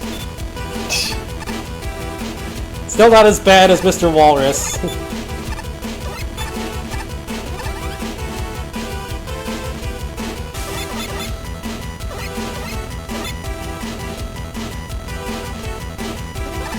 got a tornado balloon.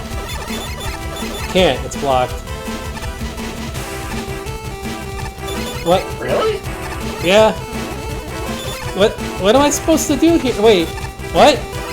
Elect Beam?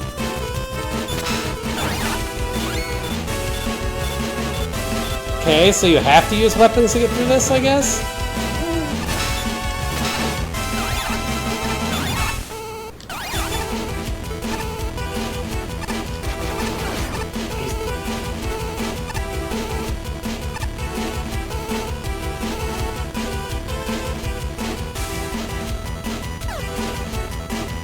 This is labeled as a checkpoint too, is it not? The heck?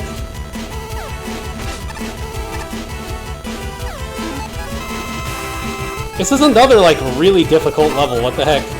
Oh! There's a checkpoint. Weird checkpoint.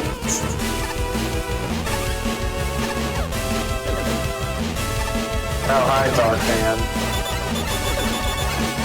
That's Dark Man? Isn't that just Gravity Man? Maybe it's Dark Matter Man.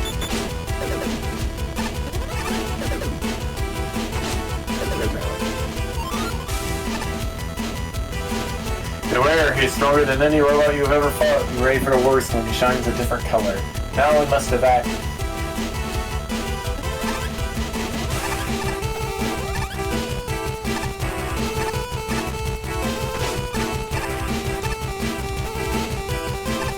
Oh, this is so much damage.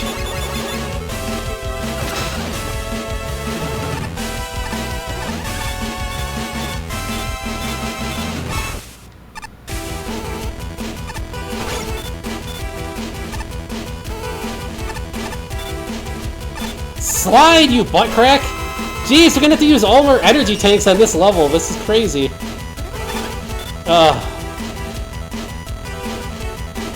Absolutely not what I want to do, but this level is kind of annoying.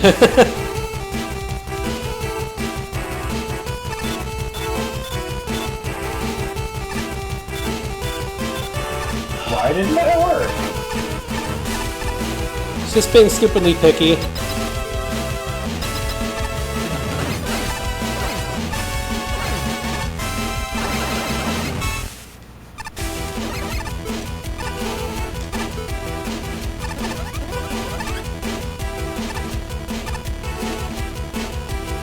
Times of hardship, they bring enemies together to contain a greater goal.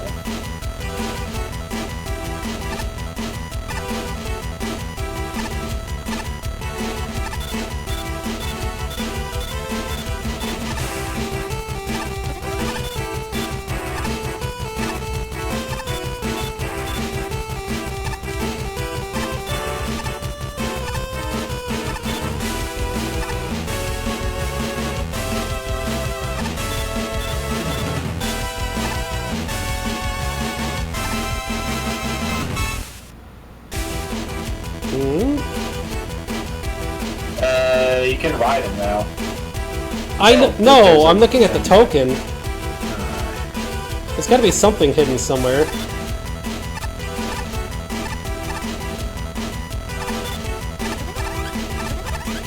What?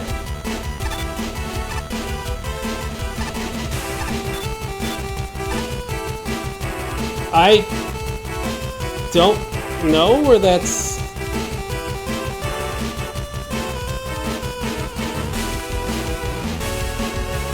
I like gonna have to redo this whole screen just to... Where is that even at?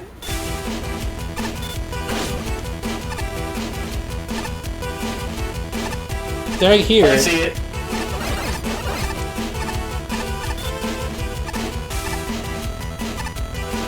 Wait, how do you...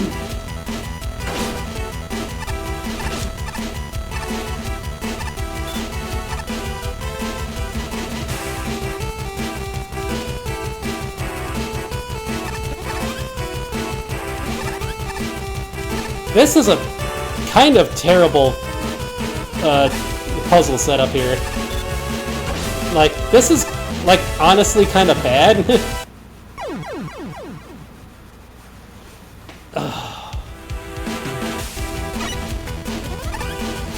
Yeah, that's just kind of bad.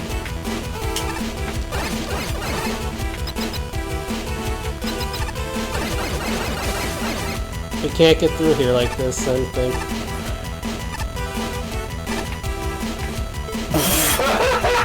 Well...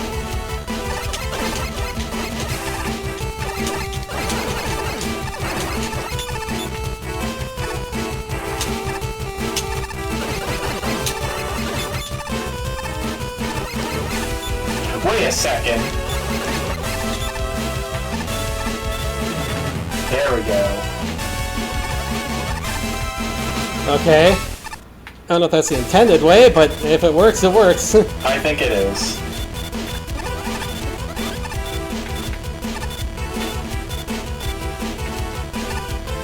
You need to come over here. He's not going to come. He's trying to follow you.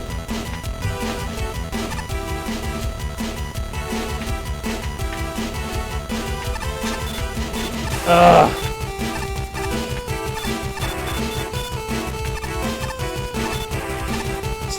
So many puzzle stages, man.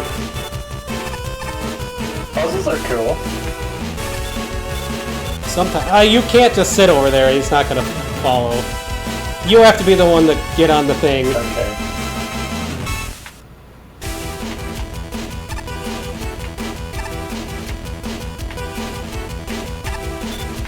Oops.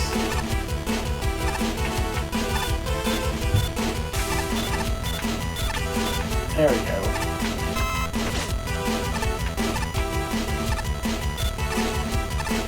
Wait, what happened to the other... The other what? There was supposed to be another reflect block there. Dunno.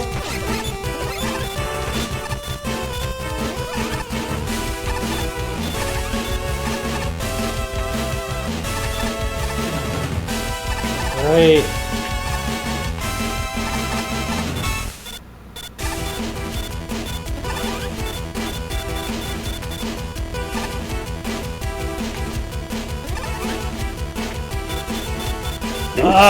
This is so annoying. What? What just happened? Why did I just spontaneously... What just happened? You zipped into the wall somehow. I just got a privacy security thing went off on Parsec for some reason, and I died.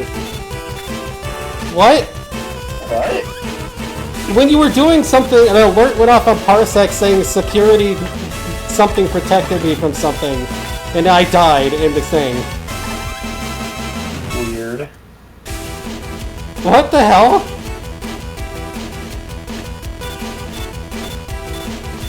There. I can't respawn either, so it's just...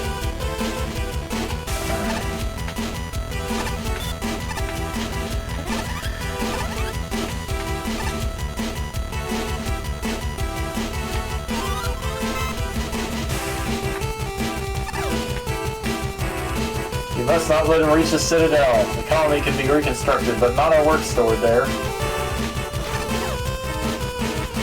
Okay, hang on.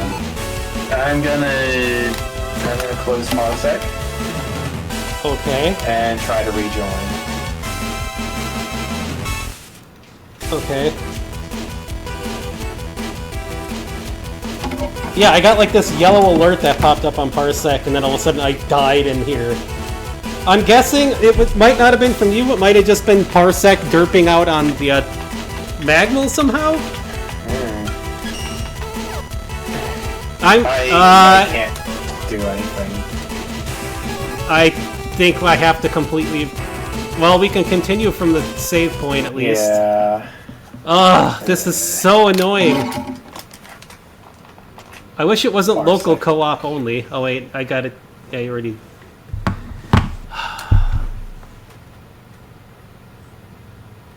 I don't know why Parsec keeps putting me as the second player all the frickin' time.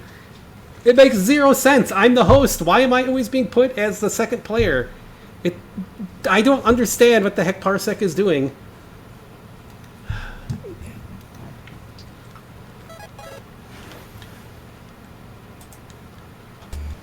Like, I really don't know what Parsec was doing.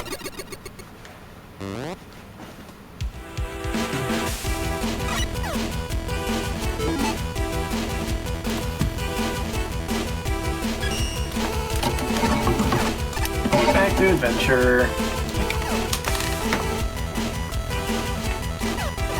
Say.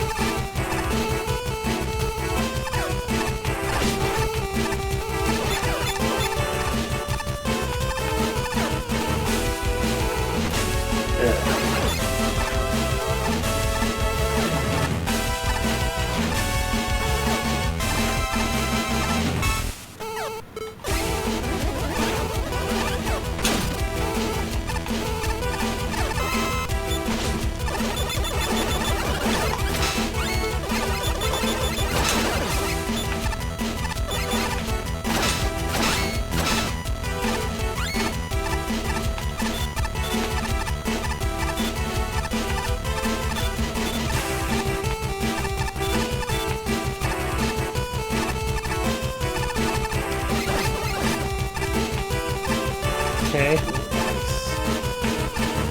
Well, I'm not getting that.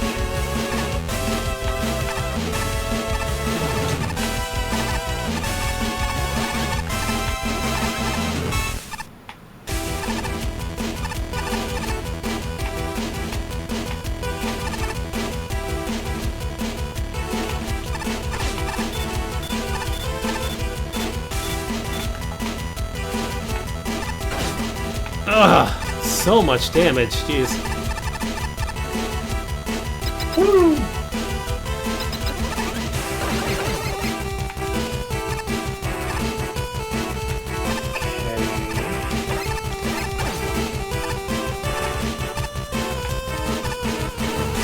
Alright, well, first of all, we need to find whether that's entangled with, or... Oh! Shenanigans!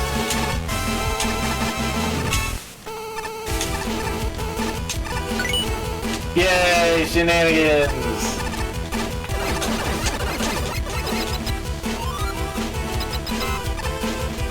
Co-op shenanigans! Creativity is kindred to the ability to come up with solutions to problems that seem unsolvable. A machine able to do that is more than a robot. High gravity, dark man guy, I guess.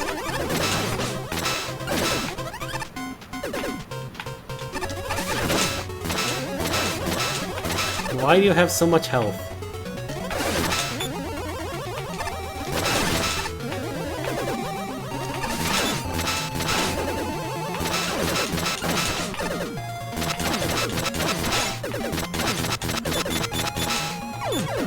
Oh, and now you're invincible. Why?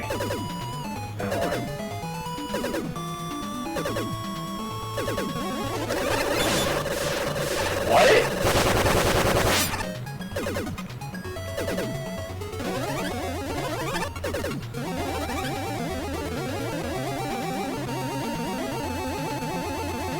Gotta bait him out better?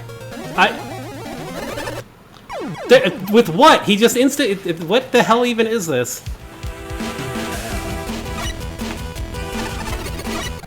I'm not even sure about this level very much. This is just weird.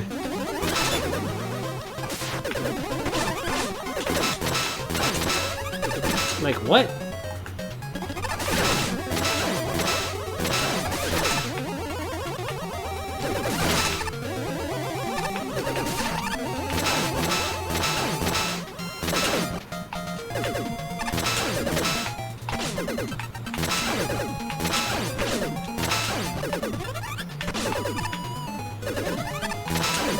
He's just stuck in a loop because he's only after me, I guess.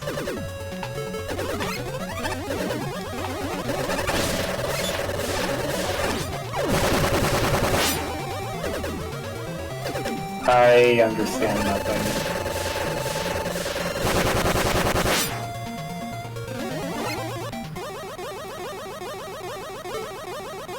Now you have nowhere to run.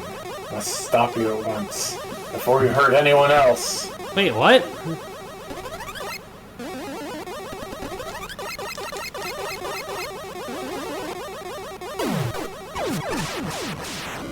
Oh, okay.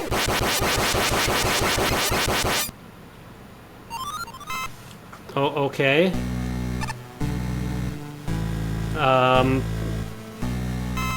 Who?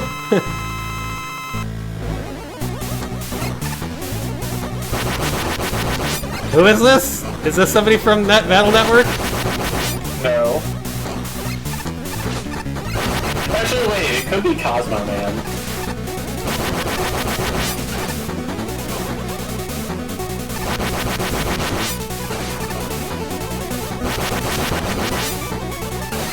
This level commits a bunch of sins that gave earlier levels like bad ratings, so what the heck? Whatever. I mean, it does pull them off a little better than some of the earlier levels, but...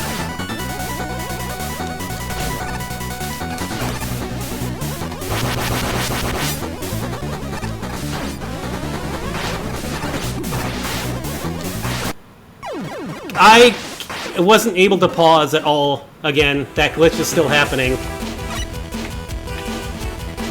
Patience and perseverance, the wise can lead his enemies and turn every hit into the building blocks of the most powerful weapon. Okay. But yeah, I don't know. That was weird. I couldn't pause or anything.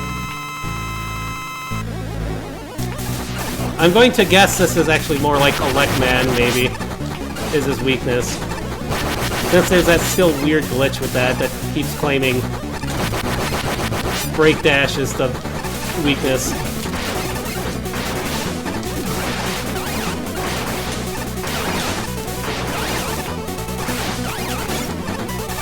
Yeah, looks like it.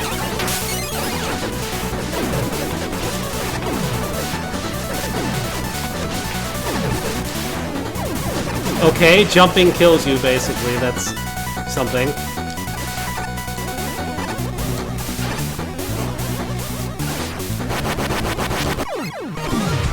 Oh, okay.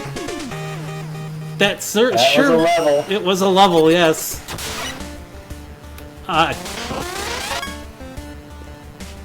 I don't know. That level seems kind of weird to me to be up this high, but it's still whatever. It's not terrible. It's 3 just scores weird. over 80 and a 60 from Shinryu. A puzzle level in Mega Man? That's a bold move. Trailblazer took a while to get used to, despite simple mechanics. However, once I figured it out, it became one of the most pleasantly cerebral experiences in the contest. The variety of its platforming gimmicks make for interesting scenarios, and the way the player weaves in and out of the space station gives a decent sense of visual variety. The level's primary draw is its use of gravity flips and entanglement platforms. Both are fairly simple, but they get put to excellent use throughout, and have a strong sense of difficulty curve. One thing I particularly like is the ability to enter multiple rings of either gravity, and oftentimes a little ingenuity will get some nice rewards. That being said, I wish there's a visible gravity flip in the pre-boss, and it felt weird to have no telegraph after we were so ubiquitous. Meanwhile, the lighting blocks and the sparking wires are excellent obstacles. Simple, but the platforming challenges were extremely useful as breaks from the puzzles. I definitely wish there were fewer wires lying around. They got claustrophobic sometimes. The other thing I appreciate is how the level evolves throughout. Initially, you're dealing with simple entanglement puzzles and elect beams with gravity flips introduced fairly quickly. As the level advances, the puzzles grow, including introducing Tate Pakun as an enemy and an obstacle to spice things up. But what I really liked was the twist on Oshitsu, turning it from a simple enemy into a core puzzling gimmick. This was just the right level of change to keep things interesting without making the gameplay unrecognizable. Top it off with a huge climax room and plenty of checkpoints, and this has an excellent design sense once you're used to it. Unfortunately, the boss fights are a little mixed. The Sentinel makes a decent platforming obstacle, but as a boss, he's an annoying, over-glorified gravity man. The cutscene death in particular felt unnecessary. It would have been more satisfying to take it down myself. Thankfully, Cosmo Man makes up for that, even if his lore is a bit overwhelming. It is Cosmo Man! He has a little too much health for my liking, but he makes up for it with entertaining attacks at just the right level of challenging the fair. He's an excellent climax, and I'm glad he's here. I just wish his cohort had a better fight. I need water and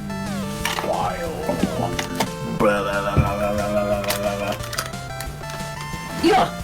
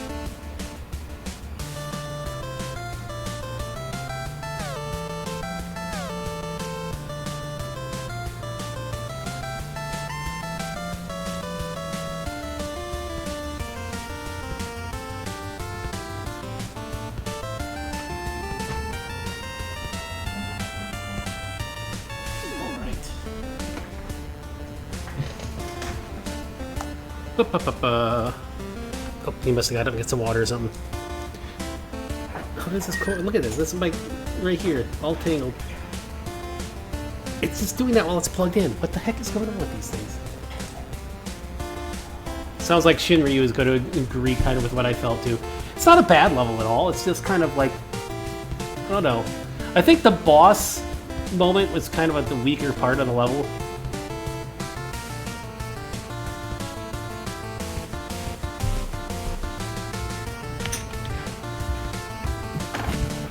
That's my opinion there. Okay, where was I?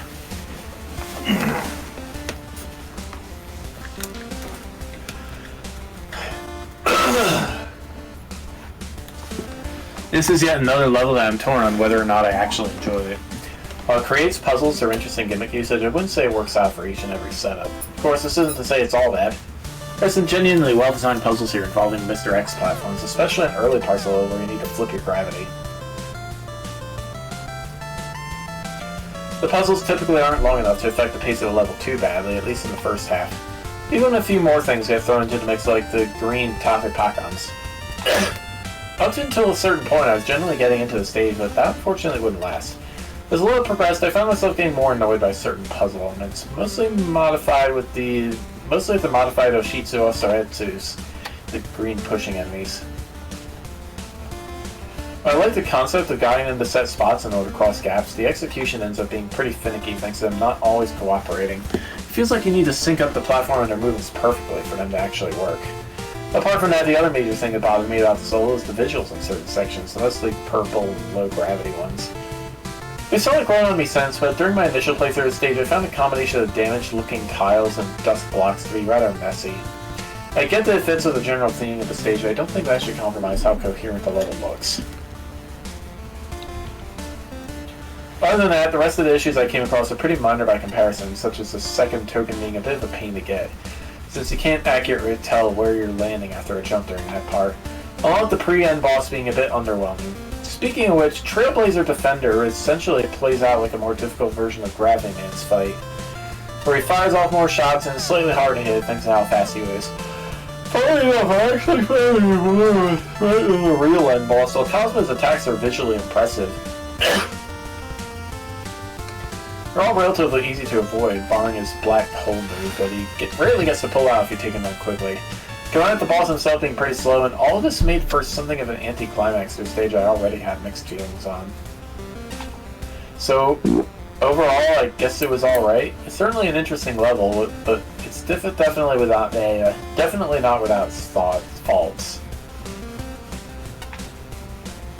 Trail out of this world! Pretty clever use of the seesaw platforms, and I really like the puzzle implementation of those, even if it can get a bit head-scratchy at times. It's still an overall fun time. I also enjoyed a later variant of the enemies where you can stay on top of them, and they are needed to be escorted to the right place to progress at some point, too. The seesaw platforms accomplished its task pretty well, and I'd even say its entry does the best of that job compared to when other entries use this enemy escort concept. Although the split paths can be cleverly hidden sometimes they don't really lead anywhere. Or worse, they are endless pits. Paths with the electric vines, as I would call them, don't always stick out as places you can't pass through. I like the boss fights too. They may look intimidating and have more than one health bar, but their projectiles can be manipulated and give you enough reaction time to dodge them. Overall, good work to make them engaging throughout, even with the extended health pool.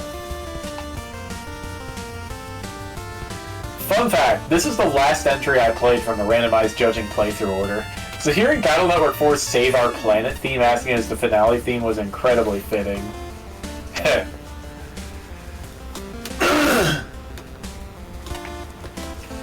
I know a few players might wish for a skip teleporter. I tried to give them one and I was outvoted.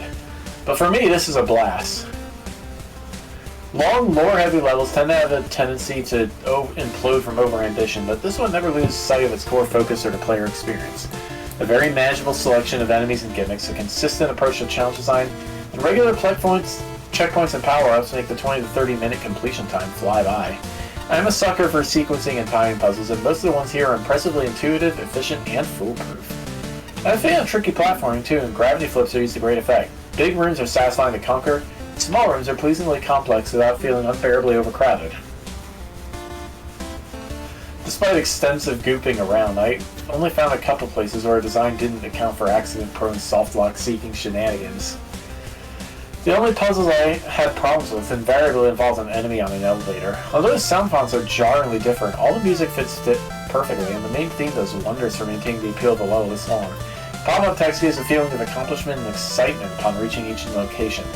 Elaborate, right on the cusp of distractingly elaborate graphics impart a strong sense of place. The attention to detail is stunning. Graphics that indicate which direction the electricity blocks will fire, subtle background details that help flesh out the story, etc. Admittedly, the story needs a little more fleshing out. The first text box almost gives enough context, It's very easy to overlook that the background computer consoles are interactable. Still, I looked at the refreshingly unconventional boss fights tying with the story, and we get a preview of both bosses' abilities earlier in the level. I playtested a version of this level that was intended for Magmal 2 but never submitted, and I have to say, I'm incredibly proud of how much it's improved.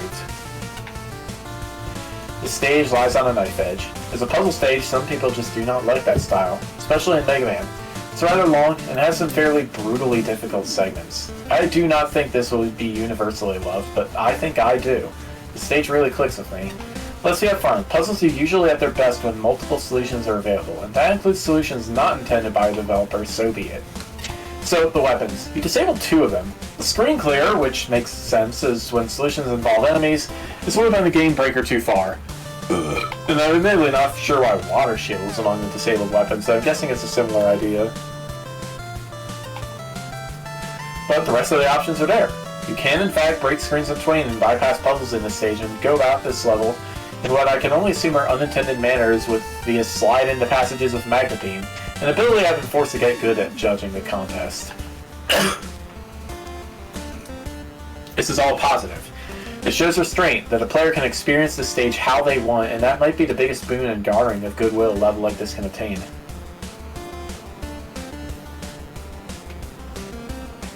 Many stages in this contest in an effort to have a pure experience as the developer intended. Disable utilities and weapons so the player gets 100% what the developer intended. But here, we have restraint. So I applaud that. Mega Man is all about players forging their own path through the games. I think the restraint shown by the stage goes a long way for me. It allows me to enjoy this at my own leisure. I think a few areas are a tad too clever by half, and there are more than a few screens that are a tad tedious going in the intended method. This mostly applies to the few rooms that require a lot of back and forth to clear a solution, and these often felt the rooms which felt the most punishing. But the puzzles go out pretty well for me overall, and weapon usage can really help speed through the stage, allowing this to be fairly replayable. It's not an instant death heavy stage, but there are enough rooms out of pits that death comes easily. It's otherwise super easy to misjudge jumps, landing often onto those damaged cables, and your health bar drops pretty quickly.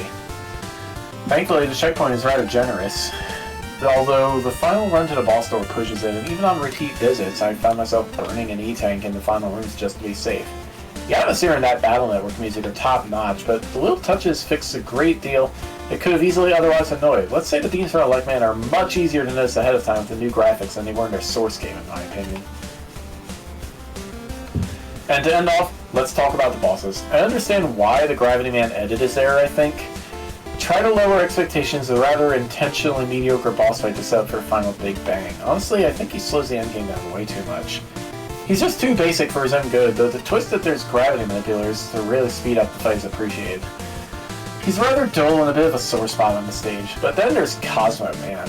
What an edgy boy. This is everything original the character Donut Steel roll into a Robot Master, and honestly, this is a really fun fight. It was Cosmo Man. Where's Cosmo Man from? Battle Network 5. Oh. Honestly, this is a really fun fight. Challenging, but not oppressive. Fairly randomized AI, without it all feeling like the crapshoot to whether you win or not. Figuring this guy out was a blast, and this edgelord might be one of my favorite fights in the contest. The special effects added to the fight are animated spectacularly, and while some of the drawings of Cosmo are a bit off-model, the overall animation and posing package is top-notch. Outside the black hole attack, he's otherwise open to the Buster at all times, and the scaling damage delta keeps him from outliving his welcome. This is one of the bosses I went in perfect ran Buster only, a rare thing in fan bosses. A rather grand send-off to the stage leaves a positive impression. I don't know what others will think of the stage, as I do think that this is very much a Your Miles J. Barry stage. This is honestly one of my favorites. Good job. Yeah, like, it's not a bad stage. The boss, like, the first part, the boss, I think the first Gravity Man thing was just weird because the multiplayer was breaking and making it, like, a non-fun boss. Cosmo Man was fine with the patterns. It's just some of the puzzles were a little annoying. Checkmate. Is this another puzzle level? Well, no. Shinryu gave it a high. creativity. Shinryu gave it a high score, so Well, low creativity from these two, and low fun from Nick. this is probably going to be a hard stage because Mediocre. Shinryu is giving it a high score.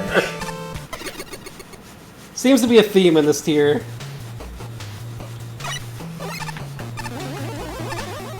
Jitteriness! Is this gonna be? Is this gonna be Kingman? Egg. Easter egg this way. Why have you forsaken us, Wily? Okay.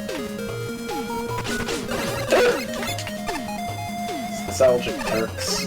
Suddenly, seal noises. Wait. Ah! Nope.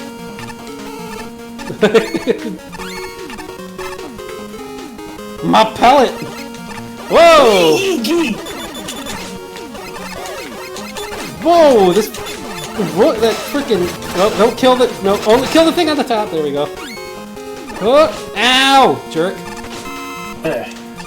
Got it. Hey. Huh, that's neat. He actually looks kind of sad and reacts to you Yes. being on top of him. That's cute. The chess theme minions I actually kind of like here. I don't know what Mr. X dude is supposed to be there, but... The bishop. Oh, I guess so, yeah. So what are the, like, turrets on the walls supposed to be?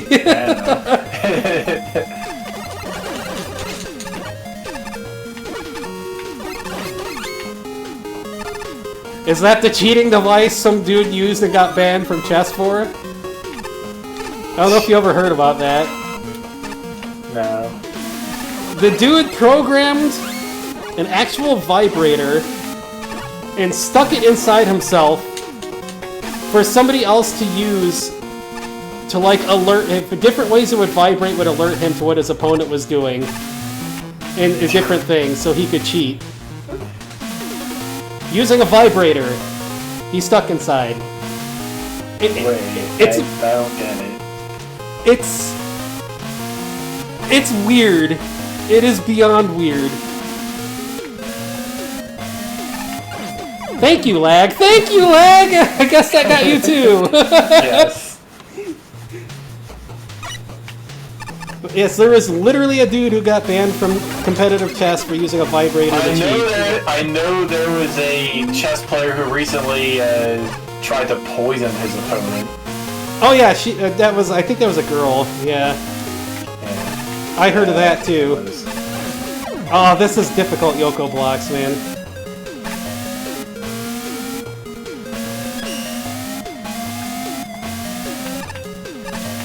Oh my god!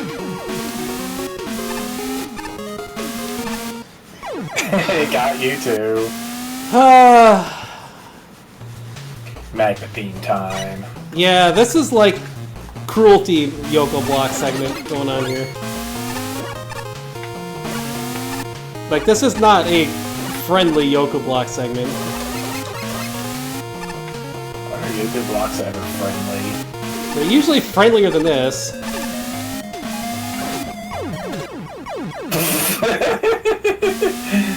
They're That was really like tight that. really tight jumps and really tight timing. Yeah.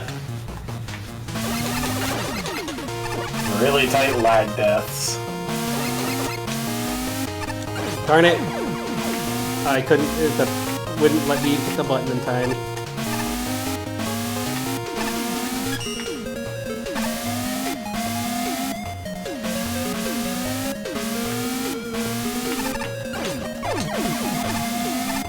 Oh, nice. Did the thing, and now there's Hort. They look kind of like Presto, actually.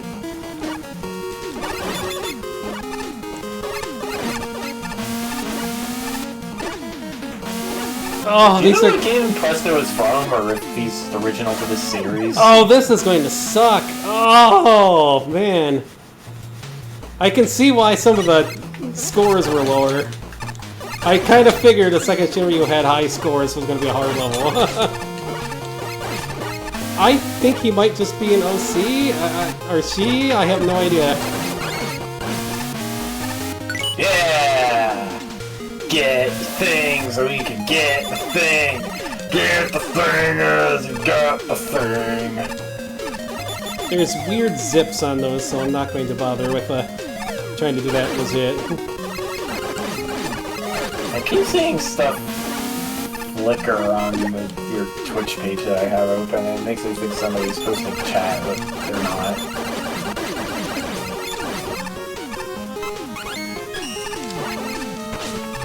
I know my Discord's going off like crazy because people are discussing like the various art site hacks that happened today. There's currently a war between like I guess it's a crypto bro scammer and like actual like other hackers.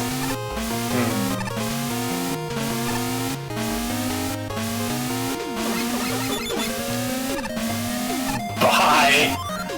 Like, I guess the crypto bro hacker pissed off like the group that hacked the furry group that hacked the U.S. government, and now they're like counter hacking, and it's like a CSI episode going on. That's all I can tell.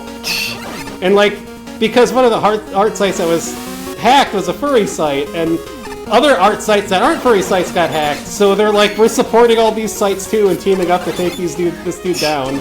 I mean, I'm pretty sure all art sites have furries on them. Yeah. No, not that.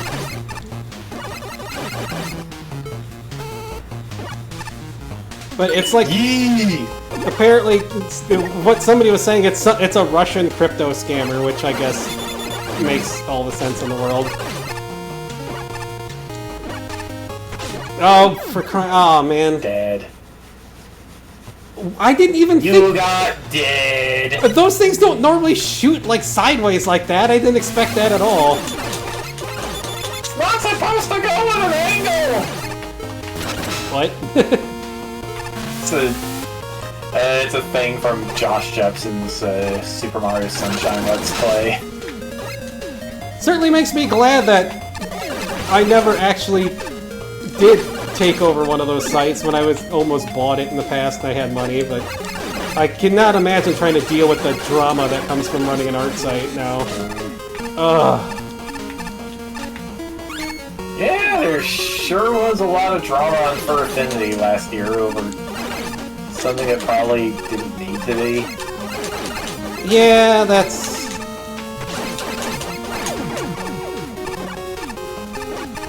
I mean, it took a while to, like... It was always... That stuff was always banned, but it took a while for them to, like, make a big statement about it, and people got mad for no good reason. Jeez, it's a hard thing. I had mentioned that in the past. They should have mentioned that way earlier, but hey. That was when I still talked to the guy.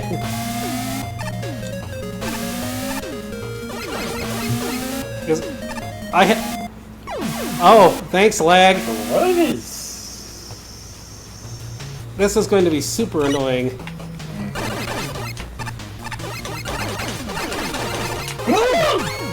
I still gotta find out what happened to the guy, because, I mean... We weren't exactly close, but he was a roommate in the past, so it's kind of like... I kind of want to know what happened. We weren't... What is with the... This stage has so many tight jumps. I mean, I don't know. I know people from all different aspects of the internet just because I have been on... I'm like in my 40s. I was on the internet since like AOL beta times. You just know people because... Today, people don't realize... When the internet first started, it was a small place.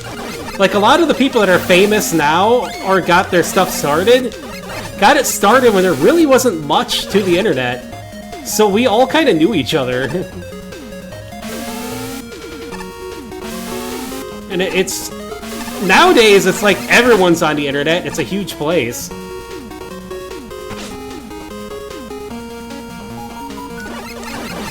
It was a different age. When Dancing Baby was the first meme thing. Who are you? Rookman. He's fighting a cardboard cutout of himself? What? And probably losing. That's what's funny. Hi, and here he is, I guess.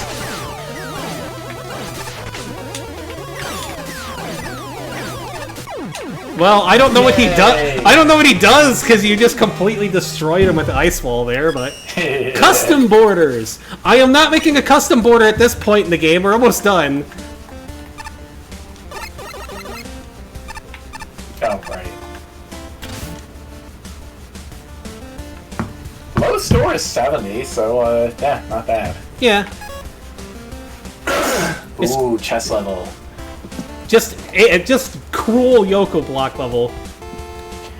Having played the game a few times myself, I was all set to really enjoy this. The aesthetic design is great, the visuals have enough variety and theming to be memorable, and the music sounds excellent, and I found myself appreciating the odd gags thrown about.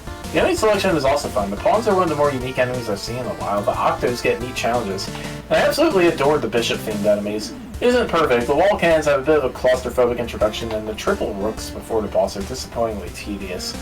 But otherwise, the enemies are solid.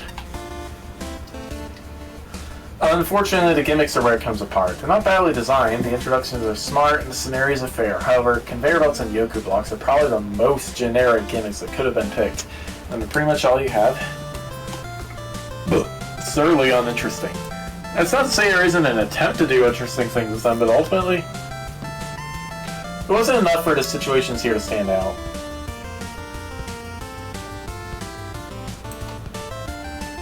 The only pieces I do remember where they got unusually frustrating, particularly the last couple of sections. The other hiccup is the boss. Rookman playing chess with himself was a wonderful gag, but his fight needed a little polish. My first issue is his speed. I find he's just a smidge too fast to dodge sometimes, but the big problem is the Rook Buster.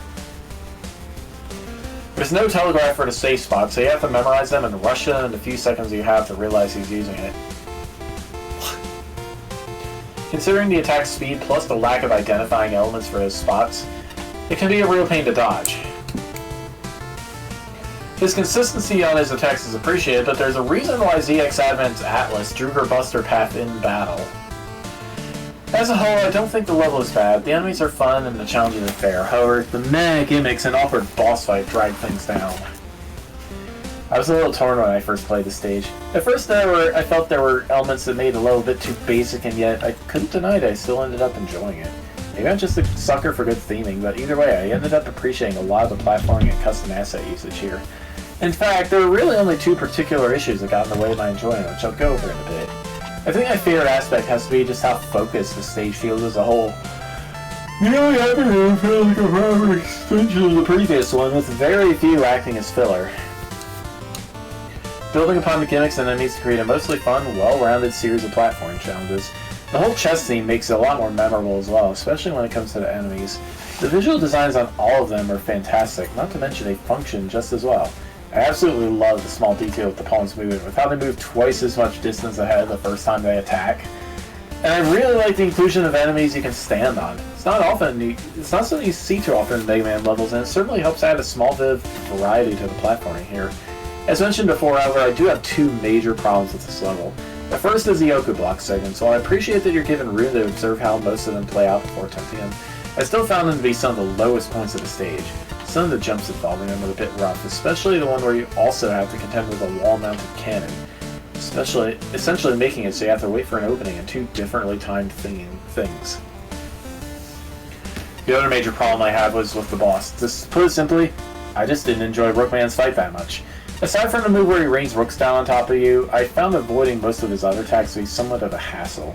His dash move has no startup time or telegraph animations, and the spacing on his turning rapid shots was a little awkward to get used to.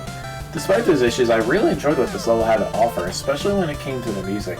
I actually found myself going back to the stage several times just to listen to the song. Whether it's an original piece or not, it fits the stage extremely well. Overall, I'd say you did a pretty good job with this stage. £.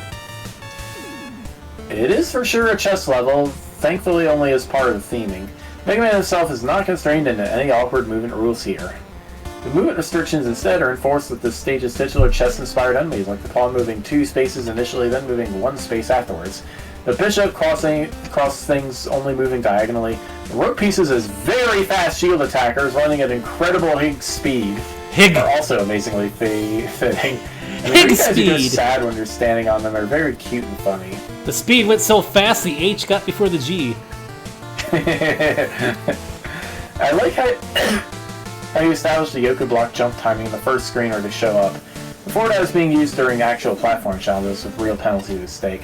Always nice to see proper gimmick introductions. Checkpoints are well placed to compensate for the instant death challenges. Even if the Yoku block challenges in the stage are always fair, it is still greatly appreciated. For the Rookman fight, I adore the fact that you're fighting him in a row of 8 blocks like a chessboard. Though that floor distinction can be quite misleading in terms of trying to avoid some of his attacks, the square wave pattern bullets in particular. Other than that, he's an all-round alright boss. It's about time somebody made a chess-themed level. Cohesive and polished aesthetics provide a great atmosphere. You get a strong sense of place and style, and the graphics stand out as highly memorable. Save for a few oversights, e.g. being able to backtrack into a ceiling, and some iffy decisions where bolts are concerned, you could convince me this is a Capcom level. I think Capcom would have a little bit of a better time with the Yoko blocks, but yeah. Okay.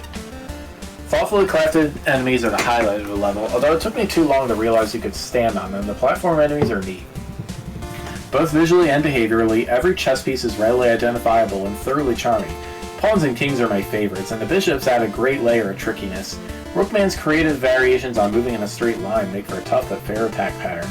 All its creativity and attention to detail sets high expectations for the gameplay, and I admit I'm somewhat underwhelmed. Conveyors, Yoku blocks, and falling objects are extremely common gimmicks. I won't deny they're handled competently here. I especially appreciate how difficult it is to cheese most Yoku challenges, but they trade the rich potential of this level for stuff I could get anywhere. I would have loved more strategy-oriented challenges like we start to see in the second half. A custom gimmick directly related to chess, e.g. a turn clock that alternatingly freezes Mega Man and enemies, and maybe some sort of mini-boss. It's a good level, but it's not quite the level I want it to be. Still, there's a lot I like. For instance, the admittedly cheesable Yoku token, the Yoku pawn and ladder challenge, and a little bit of subtle humor at the beginning and end. I feel the reaction to my Sheriff Man review in Magnum 2 garnered some criticism, and it's valid, but I think that's because I didn't quite explain why I felt what I did and why I got the score I did. It probably came across too harsh when, at the end of the day, the stage is fine and enjoyable. And since this stage feels very much like that, let's fully explain myself. Tons of effort put into the graphics and 1 or 2 new enemies that, whilst good additions, by themselves do not a novel stage make. By the time I got to review the stage, I had completely forgotten just what things the stage did. The telling issue seeing how I had already replayed it very recently prior to getting back into judging full on. See, the stage has really cute assets. I do love the chess-themed enemies, and the few that aren't just straight reskins of Death Kit enemies are honestly neat. And the reskins are neat too, but especially the new guys that got added. See, I could see this stage fitting it with an official Mega Man title, and that's good. It's a reasonably well-designed level, and for some people that is enough. Hell, even by the context of this contest, it's ahead of the curve. But of that theoretical Mega Man game, I feel the stage would land firmly in the middle of the pack. Neither the stage everyone loves, nor the stage everyone hates, just yet another stage in the game that plays everything safe. And that's my big issue here. It's overall a solid stage, but it plays it way too safe. The 2 stage gimmicks, Yoku blocks and conveyor belts, are the very poster child of playing it safe. And at this point, seeing how both gimmicks have been in the series since Mega Man 1 and 2 respectively, they have already been explored to death in both fan games and official titles. These are stage hazards that are used alongside other hazards as garnish, not the main meal. It also has what I consider a real irritant in it. It's a one-trick pony in regards to the whole Yoku block gimmick, the whole wait to jump until just before it vanishes Yoku block. It has a real fetish for this setup, and it quickly wore out its welcome. The stage also takes far too long to actually get to the more interesting setups. And frankly, I think the stationary chess pieces on conveyor belts inspired by Blockman segment feels like a quick afterthought tacked on rather than organically worked into the level.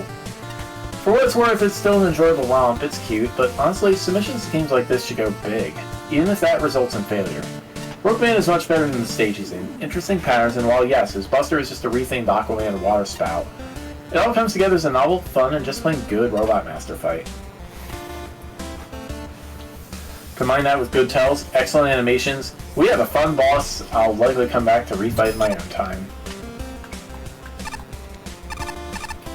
We have a favorite, mixed gold favorite. It's Mafia Man's Gambling Palace, another casino level. There sure seem to be quite a few of them in here. Collecting chips. Bastion, I've been expecting you. The boss knew you were coming, so the palace is on high alert. But those Joes aren't exactly the loyal type. We have something that let's say, bribe us with something like... Those gypsy just walk past. Let's make it a little more cooperative. Try causing any trouble though. Our senses of state of the art. Get caught and you'll be in a world of hurt. Capiche? It's Winds of Fate from Persona 5!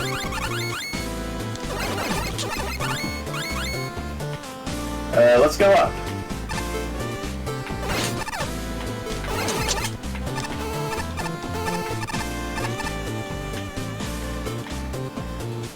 Warning, entry is only allowed to people who have cleared a level. All content past here is 100% optional. No elements, no tokens or elements are hidden past here. Oh, okay. It's an optional thing.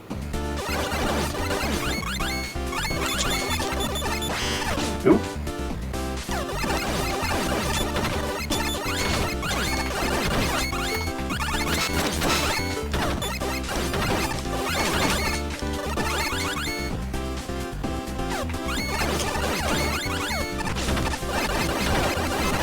Okay. Going up. What is that? It looks like a token gate. Oh, maybe because we got caught. We should start the stage over. That's kind of annoying. This is gonna be a rough one.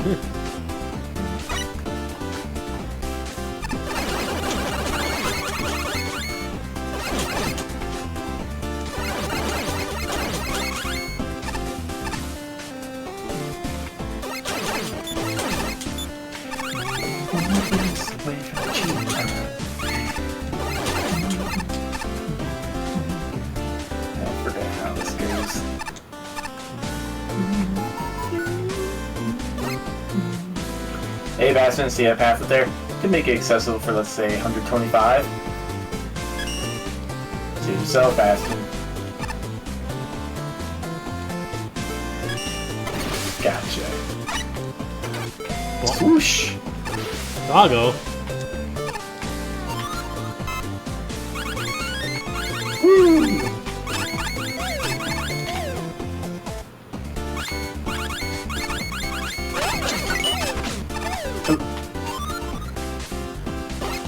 Hey there, Eddie. Scatty Eddie. Hey, Bastion, take a chance of the wheel for, let's say, 100 chips. Good luck. Okay. Is there a token there? It doesn't look like it. We probably need to save tokens to get everything here. Yeah, okay. Wait, are we in ice physics? Yep. We are? Well, I am.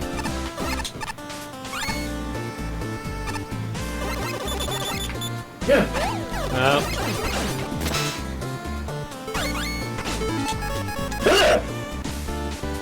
That thing dropped on me. I guess if we get caught, we have to just restart the thing, which is kind of annoying. Guess.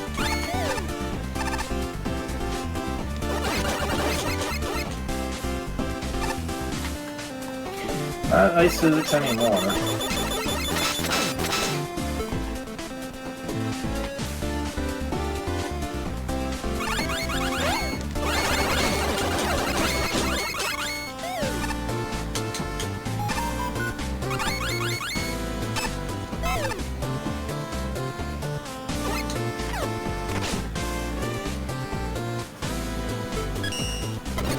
Sure.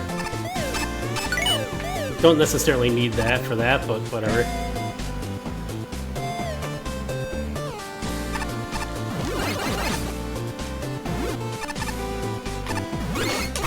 Ow. Hold on, I think we... Oh, I was gonna say we might need the chip thing, but... If we can... Hold on. Okay, we got chips. Oh, they respawn. Okay.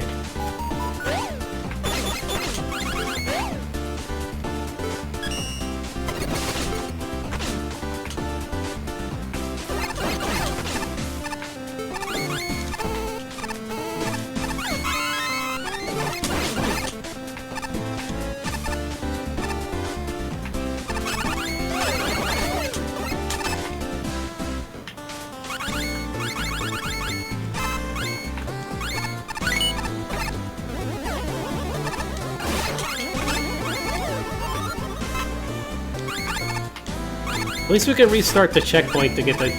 Why is there a sexy... Why is Dr. Wily in a dress?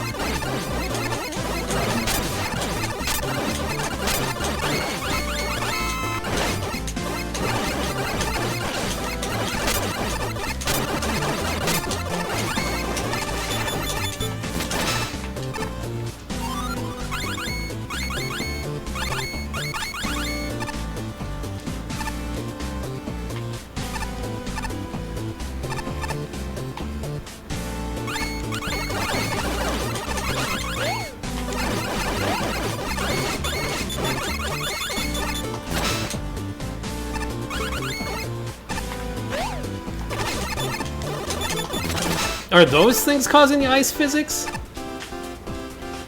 Whatever, Bastion. This part is a bit tricky. It might be able to make it easier for... Gotcha. Sure, why not?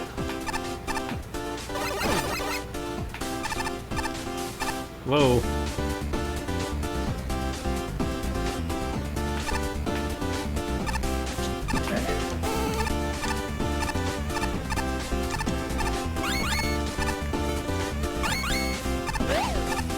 Oh, you have to go down. Oh. That's Dr. Wily in a dress, isn't it? Maybe. Oh no! Well, that's going to be annoying.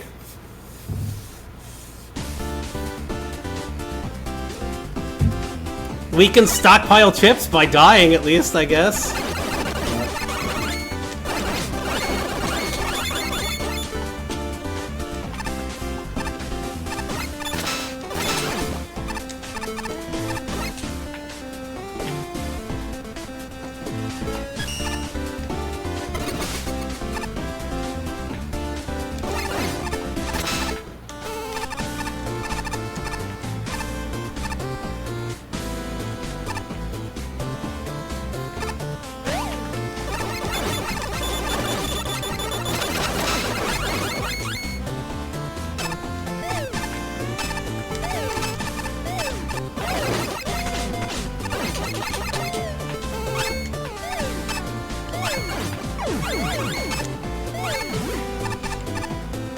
Okay, I didn't think they were on a timer to fall.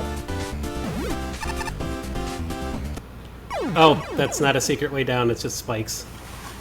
Well, that was confusing. It looks like there's two paths down, but I guess there's not.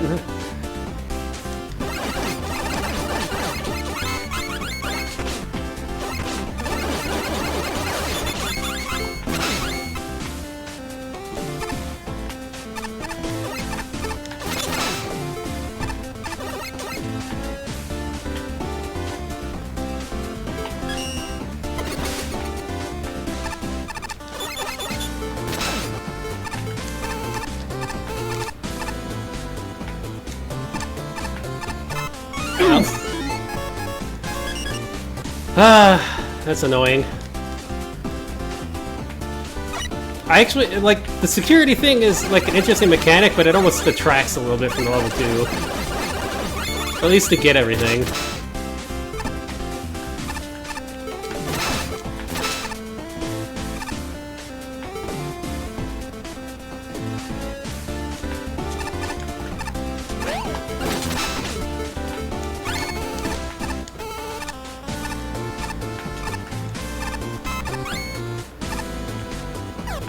Why? Oh, what is going on? I can't move! I got stuck in the wall! What? Okay then. I don't know what happened there. I don't know, was the door closed? No, you're supposed to jump and go around the top. I was like stuck walking right into the door.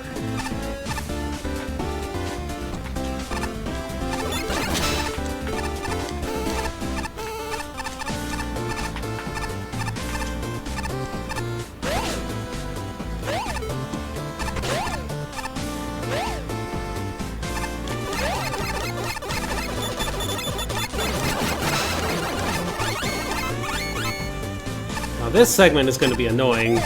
Co-op.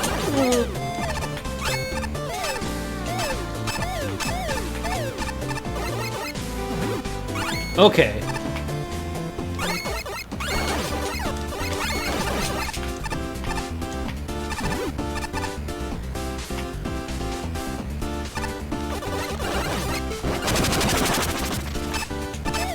Oh no!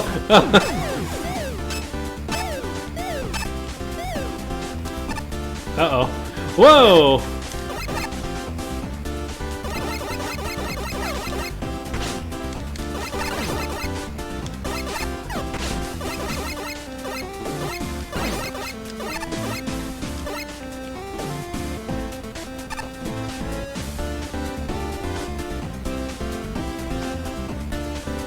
Nice.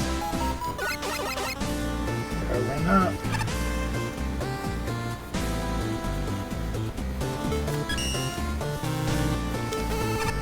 Really?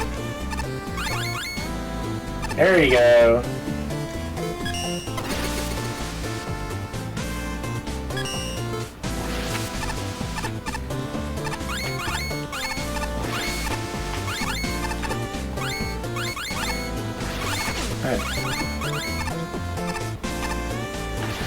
What are the little, the tubes hurting you or something? Yeah, I guess. Check it out, we're maxed out on chips.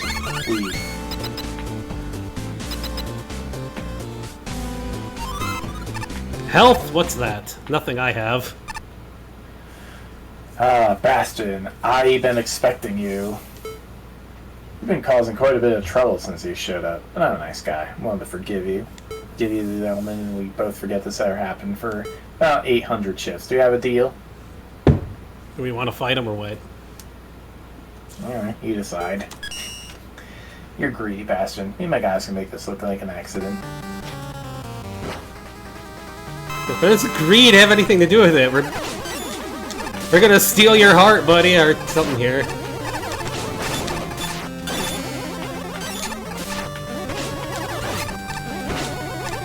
Whoa, that's a lot of damage.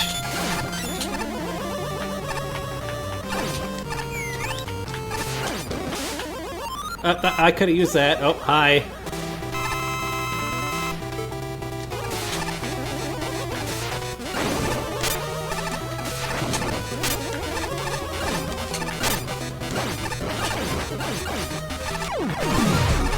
Yay!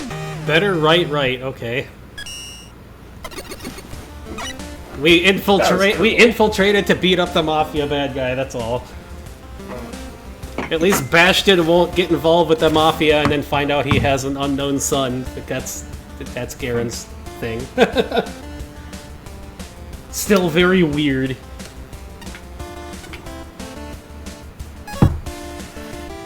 Okay, this is great. I didn't expect a level that encouraged video game kleptomania quite this much, but holy card did this ever deliver. If my gold star is any indication, I love this level. The whole bribing Mafia jokes with their own money is both genuinely unique and downright hilarious. And it's combined with a stealth mission that's equal parts unexpected yet appropriate. Best part, the level design is strong and the core theme sticks from start to finish. This was just a blast to play. To me, this gambling palace is a gimmickry. The chip currency is a beautiful way to create variable difficulty on top of level pieces that actually interact with the weapons.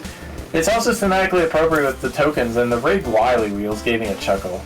The stealth side works alright, with the only exception being right after the first checkpoint. That spot isn't bad, but the inability to bribe anyone is a slight downer. It was a good level. It's just, the stealth thing kind of detracts a little bit from it being like a quick level, but other than that, you can. It's not like the other level with stealth, where if you mess up, you're just screwed and have to redo the whole thing. You could just hit retry at the checkpoint and you're fine. The chandeliers are also useful. We need a simple platform getting to the action in between the crazy stealth. They're combined occasionally, but it's usually smaller stuff with simpler cameras, which I think works better than trying to make a massive melting pot at the end. That would have been way too much at once. This is seasoned by a solid enemy set, particularly the poker Mets and bunny Mets. They're simple but oh so effective at bolstering the level's design. Platforms that explode into an enticing goodies, new metal-like slime that makes you slippery, all while surrounded by cameras. Yes, this works amazingly well with the stealth concept. making them more than just obstacles. The flying dice and dealer Joes are respectable obstacles, building on their strengths in subtle ways of proper positioning, though I can't say I like the dice shooting you off screen. In general, this is a solid set of toys, and the level does an excellent job balancing these elements. Unfortunately, nothing's flawless, not even your favorites. On lesser end of things, the purple Brightman platforms and the slot machine enemies are duds. The slot machine may surprise you at first, but once you know it's there, he's real easy to spot and kill, especially when the stage is in attack mode. And the Brightman platforms seem to be glitched. I have no idea how their bounce is supposed to work, and even then it's largely a non-factor compared to everything else, except for when it kills you for no reason. But the big thing? Screwing up the stealth mission is both glitchy, I've seen fleas in the ceiling more than once, and unbalanced. There's a lot of sections that swarm you with reckless abandon. It can be too much to work with. In particular, the invincible bouncers can be overwhelming. I'm aware that you can freeze them with Ice Wall, but that's really not obvious. And the only other solution is hoping for a bailout, Joe. Considering this locks you out of 3/4 of the tokens, I'd rather die thus resetting the stealth and get even more chips out of respawning. This place might have benefited from a Shovel Knight death system, as I find it far too tempting to treat getting caught like a restart. Despite that, I still adore the level. Its variable difficulty is excellent, it uses the majority of assets well, and the bosses end things on a high note. The slot machine is a fun mini-boss, and knockback when it's hit is a great way to keep the fight from getting stale, and I got a kick out of the rare jackpot. Mafia Man himself is just great. The first phase is an excellent teaching moment for his goon's behavior, and the second phase is a beautiful culmination of the level. I appreciate the audacity in his bribery. The fact that you can actually just hand over 800 chips and skip the entire boss fight is the most amazing thing, and I love it. And there is a cost to doing this, wink emoji. Sadly, his second phase has too much going on visually. If you don't take on the bribe version, it can be pretty hard to parse with everything on the screen. Overall, though, this is just a wonderful experience, even with its flaws. The design is solid. It's got a unique and fun set of gimmicks. Its worst issues of difficulty can be negated. I adore this gambling palace, and I'm going to replay it a lot. There's a lot to love about this level, from the custom enemies to the gimmicks to the aesthetics, especially the aesthetics. It's easily one of the best looking levels I've seen in a long time, not to mention the stage itself plays out really well too. Although I will say, for as nice as things look in this level, they may be a bit too detailed. Admittedly, I suffered from a bit of visual overload the first time I played the stage, and I couldn't really identify where the tiny chips were sometimes. Subsequent playthroughs and taking time to observe the stage a bit more closely have since cleared that up, as still something I felt was worth mentioning. A lot of fun with this level and its gimmicks. The option to pay off NPCs and even the main boss is really unique. When coupled with the whole sensor and alert system, it gives the stage a good amount of replayability. It's worth noting that dying seems to reset any deals that you made with Joes. While this isn't necessarily a good thing, it ends up not mattering much thanks to the level being pretty damn generous on handing out chips. I had to actively go out of my way to waste them on the roulette minigame for me to be short on any of the bribes, but even then, I still managed to find a way to skip the last one via climbing the room with Magnet Beam.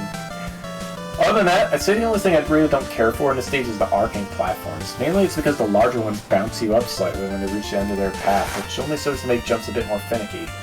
And sometimes they don't even bounce you at all. Otherwise, this stage is incredibly well put together with a highly entertaining fight at the end. Mafia Man himself relying on his henchmen for most of the work is great detail here, even more so in the second phase, which you can even nerf with a final bribe. This is just one of the few stages I can see myself going back to and playing over and over again, just because of how much the core gimmick affects things. Overall, amazing work. Shady Sparkling Grounds! Coincidentally, there were a few casino themed levels submitted for the contest. While this is not my favorite of the casino stages, I still appreciate the clear love and effort put into it.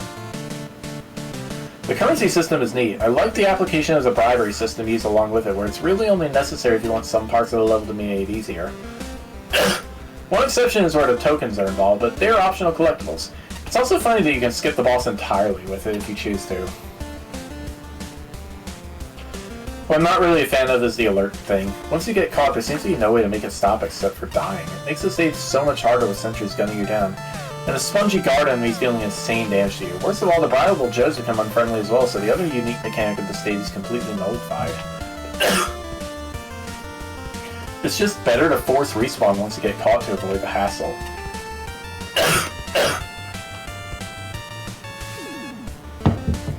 Other than that, the theming is aesthetically pleasing. The stage is colorful and flashy, but still retains enough shadiness to it. The Wily statues are quite hilarious, and the bunny mets are absolutely adorable. The only gripe I have is that sometimes the graphics can be misinterpreted. Like with the roulette wheel being in the foreground, it can be mistaken for as an opening on the ground.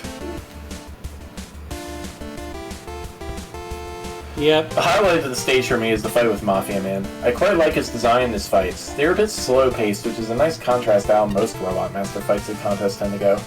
I also really appreciate the telegraph each of the attacks. I like this casino. It's a classy joint. Roulette, slots, cards, dice, fancy chandeliers that rebuild themselves as you break them, and some of the best music in town, but it's none too friendly to newcomers. Standing in the shadows, hidden behind a railing, is a darkly dressed Joe with information that people can't afford to miss. Any moot can wander in and immediately trip the alarm, whacking a learning curve and making a level nearly incomprehensible in the process. Each screen is so full of colors, textures, animations, and moving objects that it's already a struggle to tell what's what at a quick glance. Level flow is confusing without an explanation of how the barriers work, and it doesn't help that unnecessary, sometimes even deadly, backtracking is allowed. Once I fully understood the layout, the challenge components, and which spending opportunities are a total waste because special weapons exist, I was able to start enjoying the level. There are still tiny things that bother me, the tiny bounce on the upswing of a roulette ball, the floor barrier at their end that doesn't open, long load times, being able to get hit while reading a text box, and having a chip total disappear when making a payment decision, to name several. Regardless, the good ultimately outweighs the not good. Challenges are a balanced mix of combat and creative timing puzzles, and the 100% optional mode is the right amount of extra difficult. Being able to bribe Mafia Man is an inspired touch, and his hectic fights are pretty fun with his special weapons. The enemy concepts are charming. That multi-layered parallax outdoor background was the cat's pajamas. This stage was very messy, both visually and gimmicky, but it was an awful lot of fun. A lot of care was put into this level, but at the same time it's rather slapdash and all over the place. They couldn't focus on anything core as there are far too many enemies, gimmicks, both in quantity and types. Everything, really. It seems every idea you had hit the table. The stage manages to somehow pull it off regardless. The graphics are one of the bigger problem areas for me, and it ended up hurting the gameplay. Let's get one thing straight, the actual sprite work is very good. Enemies are well animated and the line work is top notch. There's lots of little minor details such as expressions and graphical flares, but also ends up a real mess.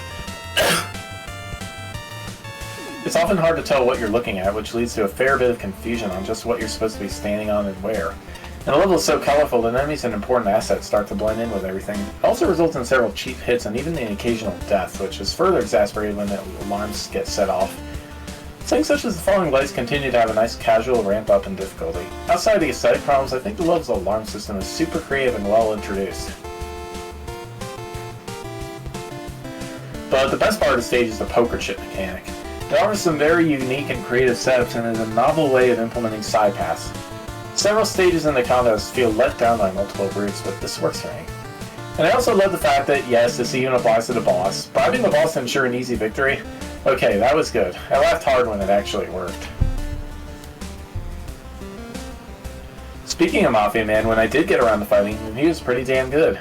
Many bosses fall to the trap of not justifying their large health bars, but Mafia Man's faces felt relevant. The checkpoint is appreciated and shows good consideration for players who aren't too great at boss battles. Hell, he might be one of my top bosses of the contest. Overall, if this was less of a mess, we'd have a contender for one making an absolutely incredible Mega Man level. It's not far off to nailing everything, and ultimately landing is one of my favorites, but just a few things let down. Still, let's say it's pretty damn good in spite of its issues. Oh look, we got another bot. That looks like a hijacked account.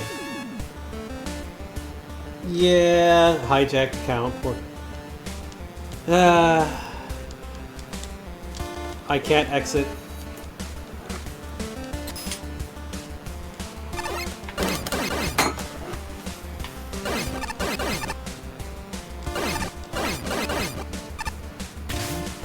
Why Joe Pen by Quitting. Oh no.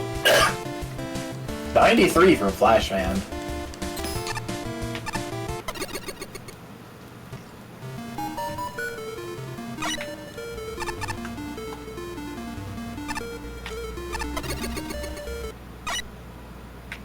Mr. Q.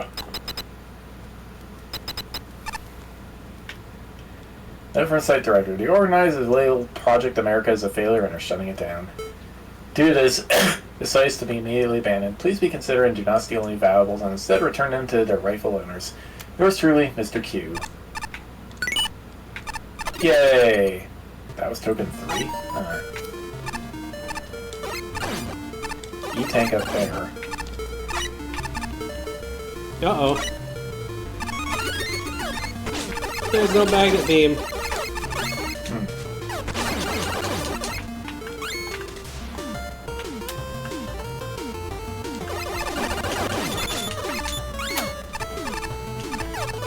That's okay, so we got shieldless Joes.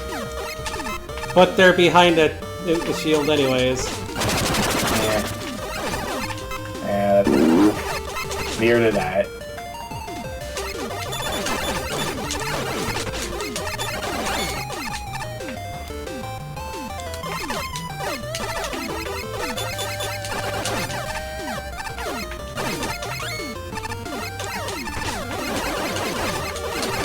They certainly deal a ton of damage. Yikes. They're glass cannon Joes. Not really, they take a while to die, too. Yeah, though, I mean, you don't have to use Light Trident on him.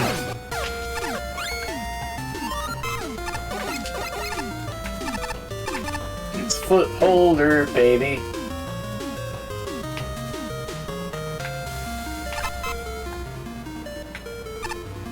Susie's just gonna lay down in there.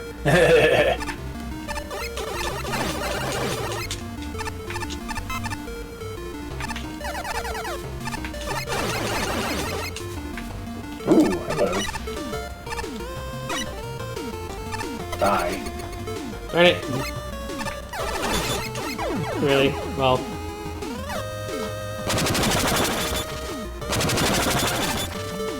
There we go. Remember to tornado your Joes.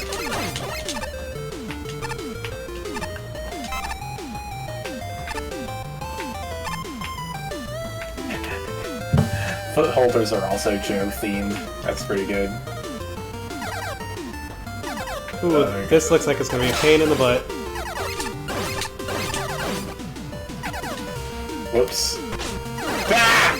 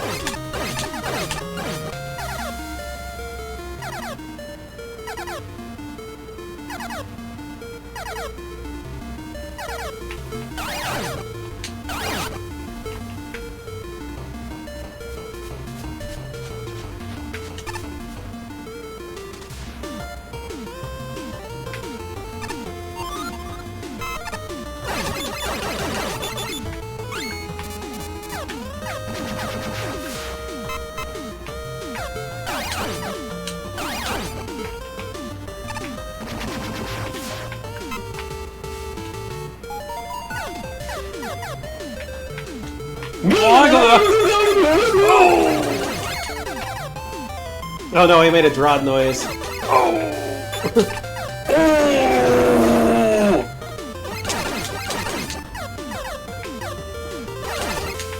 Oh no!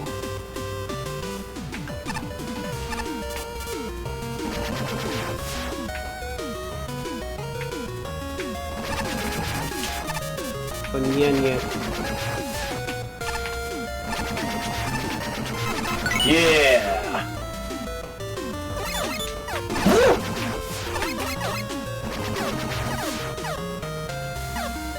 I still kind of love and also feel bad for the origin of the Banyanya meme. Because it was created by an awkward moment, but it's still kind of funny.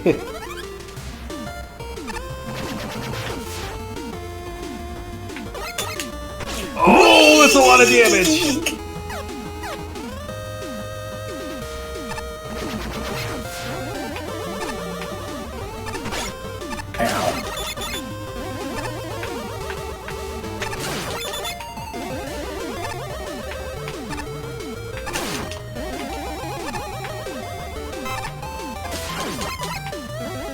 I despawned it.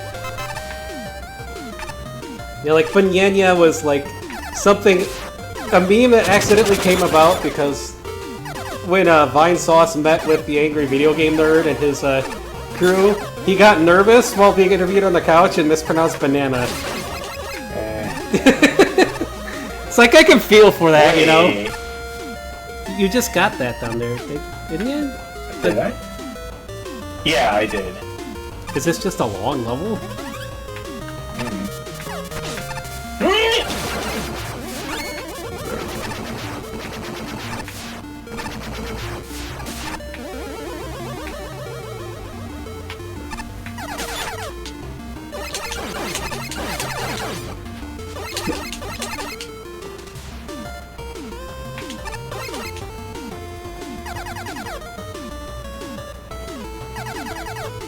I still kind of want to play that Unmetal game at some point. It's so remarkably silly.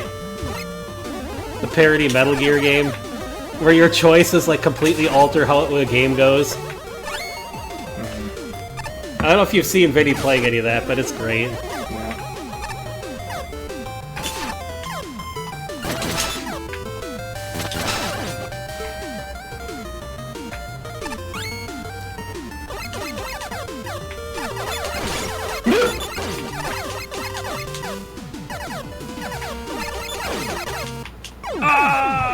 Okay, I have no time with lag to react to that jump shot. Oh. Ah! For crying out loud, Reddit.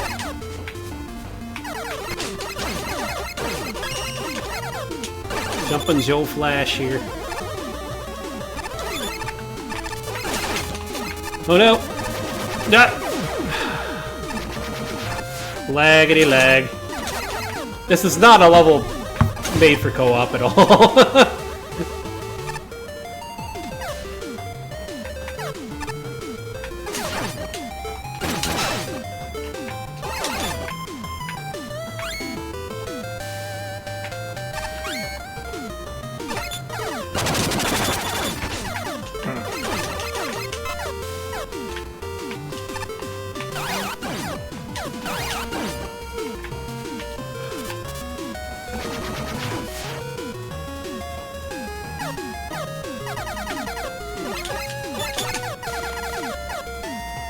Jeez, how long is this level?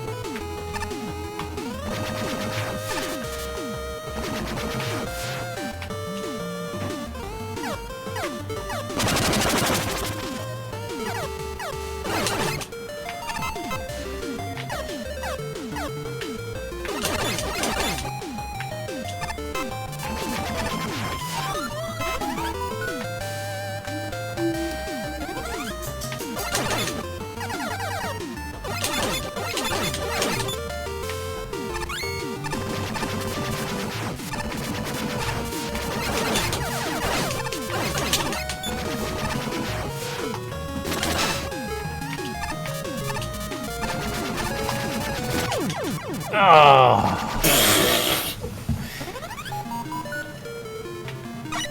At least we're right here, even though this is going to be some crazy timing. Wait a second. We don't have Magnet Beam. Oh, right.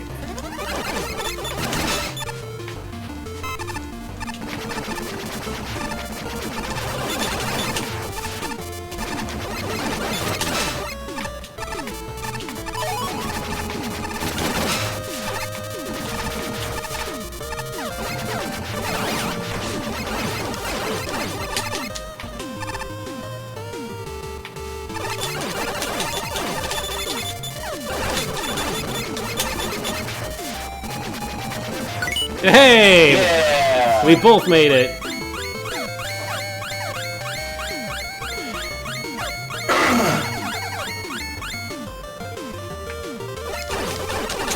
This is a very long stage, jeez. Yeah.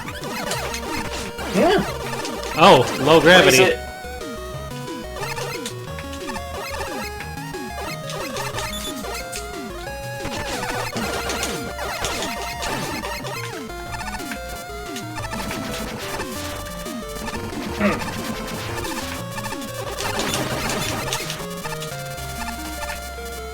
Yay. Ow! Well, Oh no! Go, go, go! Okay, well, we won the race! Oh man.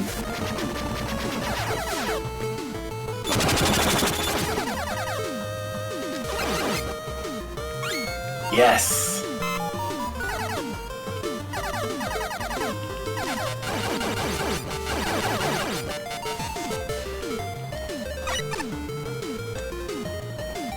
Boing. oh, there was something Nice. up there. It wasn't even noted on the compass didn't even alert past that. this sign does not host the main boss, but instead an extra boss I had for fun that just rewards you with a token when you beat it. Okay. I guess we're fighting an extra boss. Double Susies. Double Susie!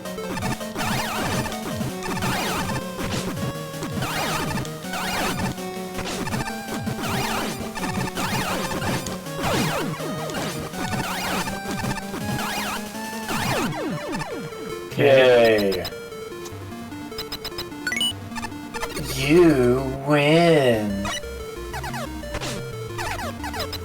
Wait, why am I back? Oh well. I don't know, and at full health too. Wacky solutions to annoying bugs, huh?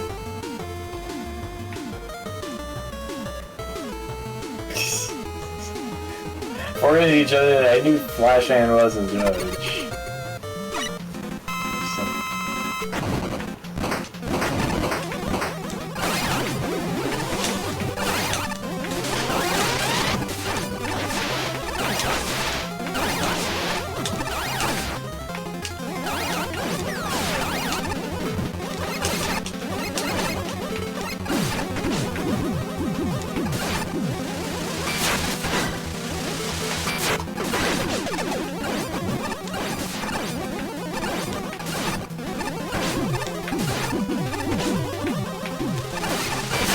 This is a very annoying boss to try to avoid. Yeah. Ow. Now what? I can't pause. It's still broken. The game is still broken! I can't pause to do anything. I can't change my weapons. I can't use my stuff. It keeps breaking with the co-op at that. That is very annoying.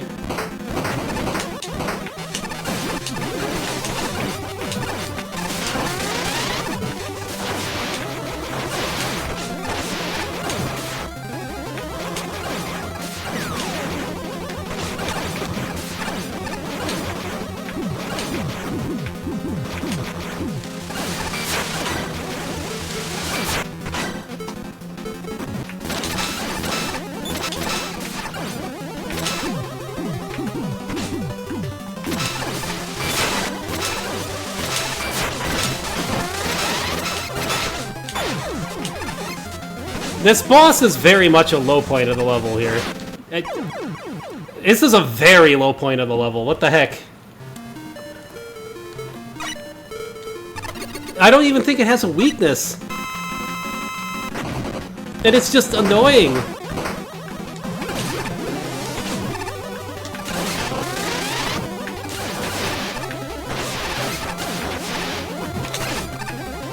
It does so much damage! Why?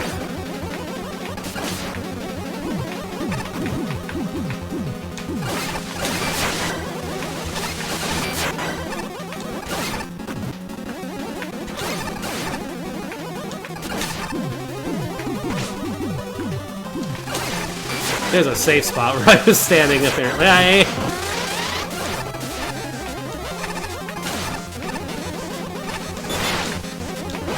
Yeah, we can't even attack it.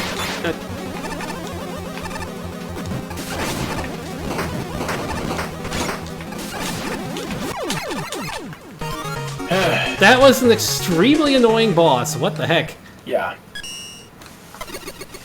No weakness? Like, a huge invulnerability for moment? Wizard Man! Sheesh. Another level dedicated to Sniper Joes. Not the most original concept. Fortunately, the surprisingly truthful name is a breath of fresh air, making a concept I generally enjoyed. I especially like that all the Joes are visually distinct. Makes it quick to see who's who, and the other Joe reskins show dedication to the theme. Furthermore, every level piece is introduced well, and there's some excellent setups in here. Personal highlights go to the Joes on count bombs, a number of the footholder rooms, and the third token.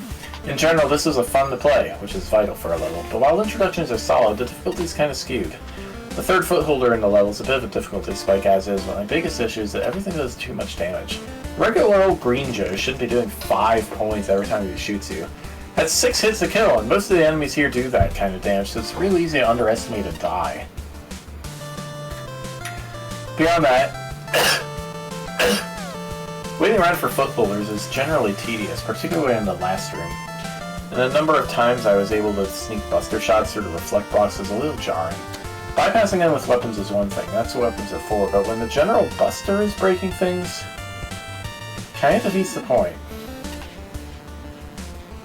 Also, the reflect blocks should not have been blue in a level that's dominantly blues and greens. Suffice it to say that hurts readability. As for the boss fights, I generally like the Twin Susies. They're well synchronized, boast a creative variety of attacks, and make excellent use of their room. I also appreciate that you can't kill half the boss and reduce the remaining fight to tedium. Although whether invincibility was the right solution, that's another matter. Moreover, not only do they do too much damage, their first impression is terrible. For future reference, don't start a fight with an instant stun attack that drops rocks everywhere. It's not fun. Double Giant Susie also exists as a bonus boss, which is quite the risk. Dual dev kit bosses very rarely work, but as it turns out, while definitely still messy, Giant Susies sync together pretty well, and I've come stupidly close to perfect running them before. Considering how those usually turn out, much better than expected. Overall, a fine stage. Silly puns aside, this is a pretty nifty level. Taking away the Sniper Joe's shields while keeping them afloat is an interesting idea, which I think worked out well here. The layouts and enemy combinations are, for the most part, pretty fun to deal with. Even when dealing with enemies on count bombs, which is a setup I normally dislike, there's enough leeway where the timer isn't too much of an issue. Well, that's a really good sense of difficulty for my show overall. With maybe 1 or 2 exceptions along the way. I think the only part that has any major problems is the footholder chase near the end. It's not exactly hard, but if you mess up only a few times, the footholder can easily outpace you. Granted, it does come back if you wait around. Depending on where you are, though, it can take so long that you might as well just resort to using Rush Jet to bypass the section. Then there's the boss. I'm a bit torn on these two because they're both good and bad aspects to them. I like most of the red one's attacks, barring the strict timing on that laser move, while the green one feels a bit more annoying to deal with. Aside from its higher contact damage, I think it's mainly the Mirror Buster-esque shield it gets during the combination attack. It's pretty much untouchable with anything but break dash. It surely deals a single point of damage. Since one of them also gains the invincibility effect if the other is low on health, you can easily get put into a situation where you're forced to wait out the entire attack if you drain the red one's health first. Okay. Still, I enjoy the stage a lot more than the boss fight, and I think that counts more in the long run. Overall, really solid work. An army of one! Good aesthetics and music. I really like the Joeifications for the non-Joe enemies to hit home the Joe theme further. Odd decision to remove the shield from Joes themselves, but include reflector blocks and shield attackers around them. That actually allows for more diverse layouts and more dynamic interactions over normal Joes. It's pretty clever. There is a bit of an annoying setup with the room with the Sniper Joe 01, footholder, and telespawner. I couldn't find an easy way to get through that while taking no damage. Thankfully the checkpoint is close. There should be a clear indication of low gravity areas, because it can be able to look at the player. The sound effect of the gravity changing during a room shift. Usually the player is put into a jumping challenge in a room without them realizing a gravity change. The final session of the footholder race can get quite tricky and no damage through if you want to keep up with the platform. Split path room, the main boss and extra one, should be devoid of enemies. It's annoying to fight the same two Joes every time the player dies to the extra boss. You should probably also make it clear where the energy element would be so the player doesn't get kicked out before he can collect everything in the level. The two giant Susies aren't too bad once you realize you want to focus on taking one of them down. Still, some of the patterns can become impossible to dodge with both of them jumping around frantically. The main boss, which amusingly enough is also a Susie lookalike duo fight, can really benefit from getting toned down a bit. Although the fight is rather pattern-based, there's no real telegraph on when that is going to explicitly move into places, more often right into where you are and deal massive contact damage. The falling rock attack is especially unfair due to Mega Man getting stunned indefinitely during it. You have to pray that none of the rocks is going to spawn on top of you. Unlike the giant Susie duo, you have to spread your damage evenly for this fight because once they get a super shield once you wiggle them down to 2 health, while until their partners also wiggle down to the same amount. They are also heckin' durable, taking only at most 2 damage from weapons, Charge Buster and Magnetic Shockwave, and the latter is very easy to run out of. All these factors combined just make the fight long overstay its welcome. If you had actually wanted to pander to me, you wouldn't have used Joes at all. Fortunately, I'm really impressed with how Joes are used here. Combat is nice and fast without shields getting in the way, and invincible blocks are a good replacement for shields when the challenges call for more strategy. Each type of Joe is handled with care. Good introductions and smart combinations characterize the level. Take stride on the attention of the Joes without drawing focus away from them. I could do without the text boxes breaking the fourth wall. Project America is a particularly odd digression from the theme unless they're G.I. Joes. But otherwise, the atmosphere is top-notch. Beautifully eye-catching locations, pleasantly redesigned Joes, and simultaneously soothing and exciting music give the level a superbly unique feel. I appreciate the simple genius of Joe-themed tellies, footholders, and shield attackers, which, like the Joes, are used in thoughtful ways that make me forget just how tired I am of these assets.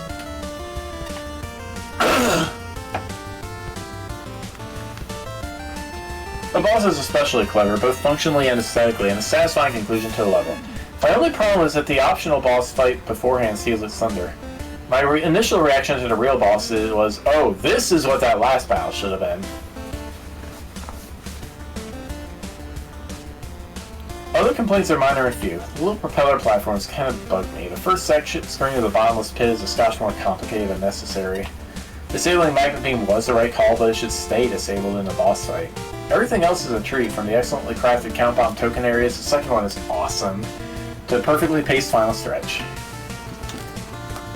If I ever have a lapse in judgment large enough to make Here We Joe Again, a completely unnecessary sequel to Oh Joe's, I only hope it turns out as well as this level.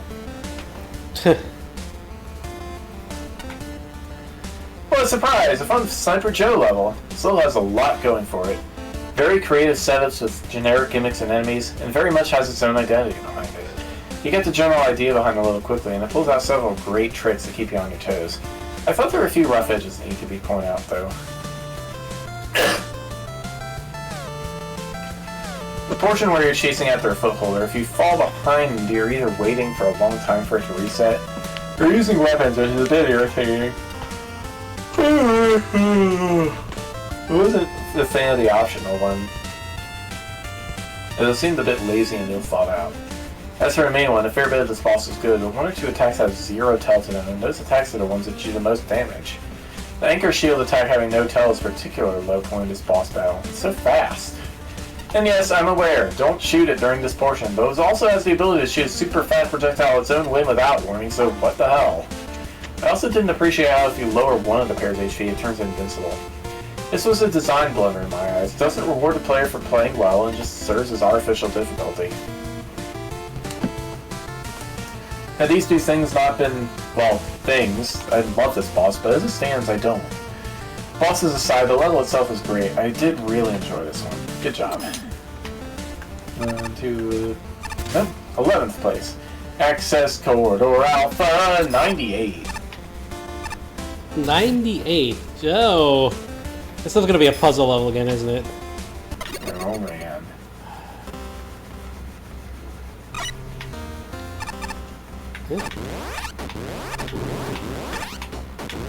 What are you doing to set that off? If you flip gravity by accident and did not realize what you did, you press up or down to switch. Oh, we're going VVVV again, huh? Oh, this is gonna be a nightmare in multiplayer because we switch forever for each other. Oh no!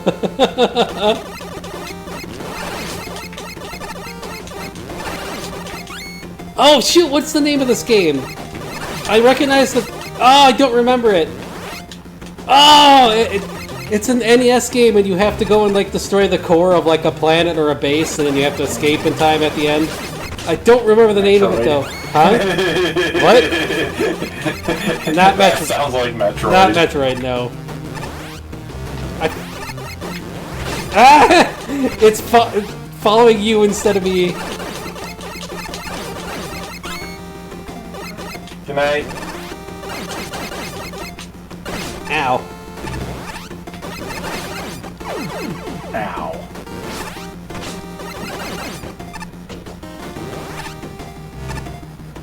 Cool beans.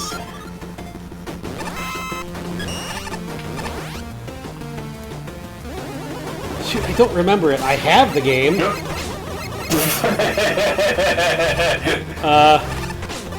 Well, multiplayer breakage, go. And I'm dead.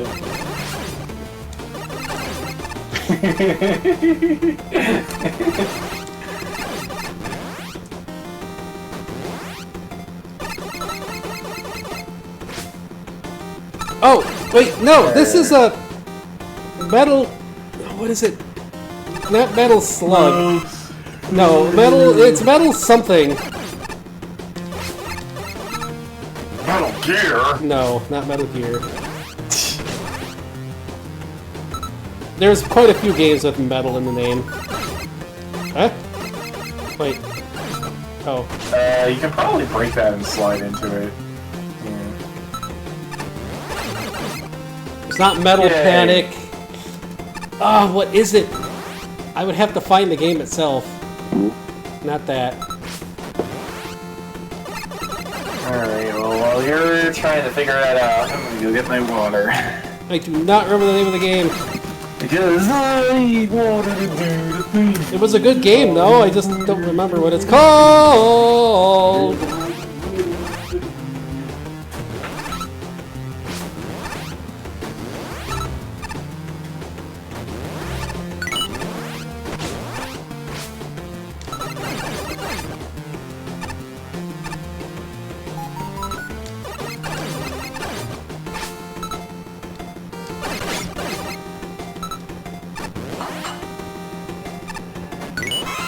Yep, it is! That's the main character from the game. Surprised mech suit noises.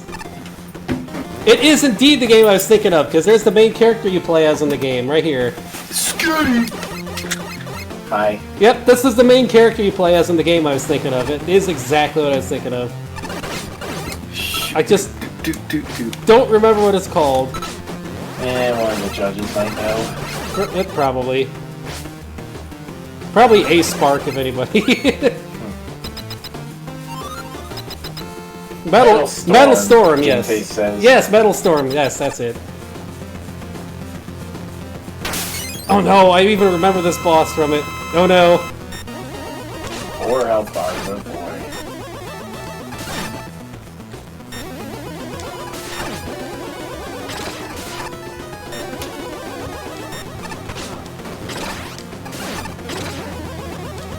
Oh jeez, I hear doggos barking to come in.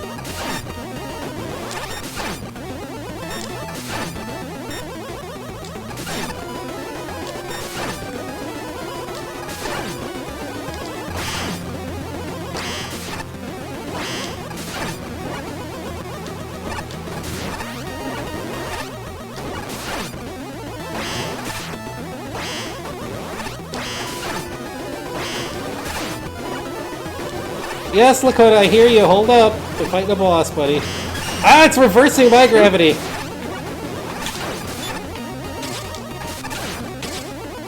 Trying to pause the game for you, but I respawned.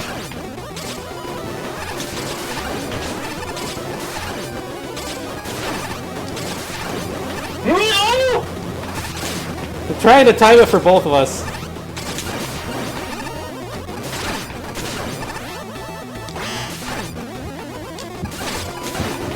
Ah!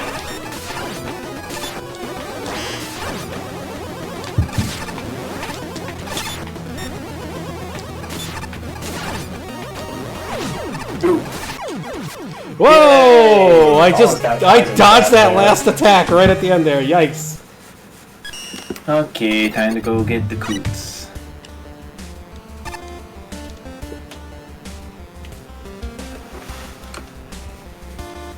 Firewall.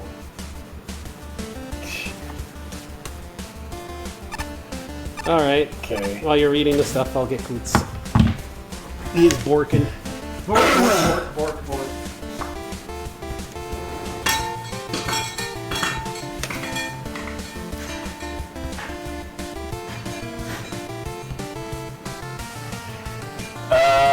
I mean, you know, updating a game is usually worth it, unless you're a speedrunner.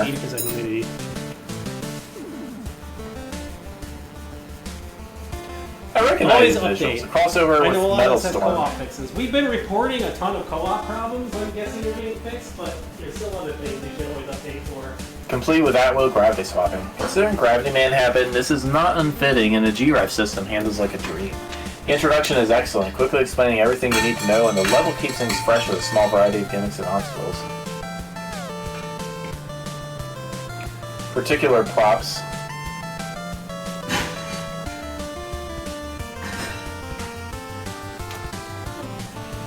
Go out to the screen warps. They're an excellent way to get more use from the level space, as well as avoid the problems this would have with ladders.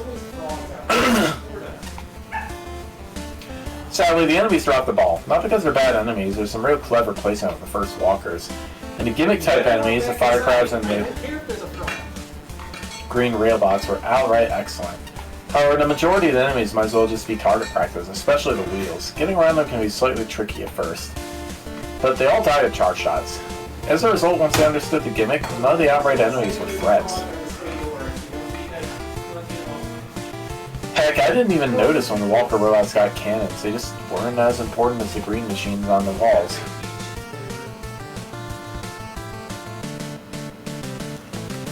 The end result can be dull once the novelty wears off, but at the same time, it can be a relaxing way to unwind after a frustrating experience. That said, there's one section that's decidedly not relaxing. Atlantis, the boss, is a significant expansion from the original, for better or for worse. The core issue with the fight is its length. While I like the idea with the multiple phases, the first three take way too long to die for how little they actually do.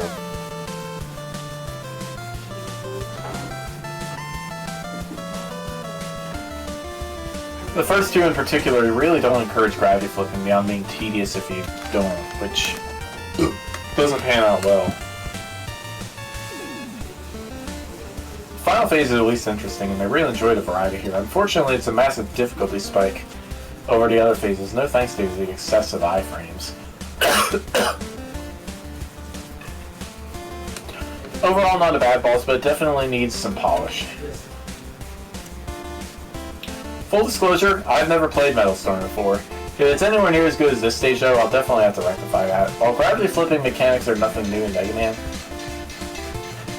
it's hard to think of a stage that pulls it off as well as this one does. Not only can you flip the gravity whenever you want, but if you're allowed a second flip, if you happen to mess up with your first one. It's a great way to elevate a simple gimmick. Certain enemies and hazards being affected by flipping gravity adds onto the stage quite a bit, which the stage design leverages well, especially in situations where screen wraps and as fire wave generators are present. Based on what little I've seen of this level source of inspiration, however, I'll fully acknowledge that some of these elements, mainly enemies flipping with you and some of the hazards, seem to be directly lifted, rather than being readapted or edited in some way outside the visual changes. If anything, that's the stage's biggest shortcoming. It's not exactly original with its concept. Even so, originality is about the only thing I can majorly fault this level for. If I had to nitpick a little more, I'd say the stage is also a bit on the short side, with almost being pretty easy overall. Even the boss with his 4 phases and health bars didn't seem to pose that much of a challenge. Still, that didn't really negatively impact my experience with the stage that much.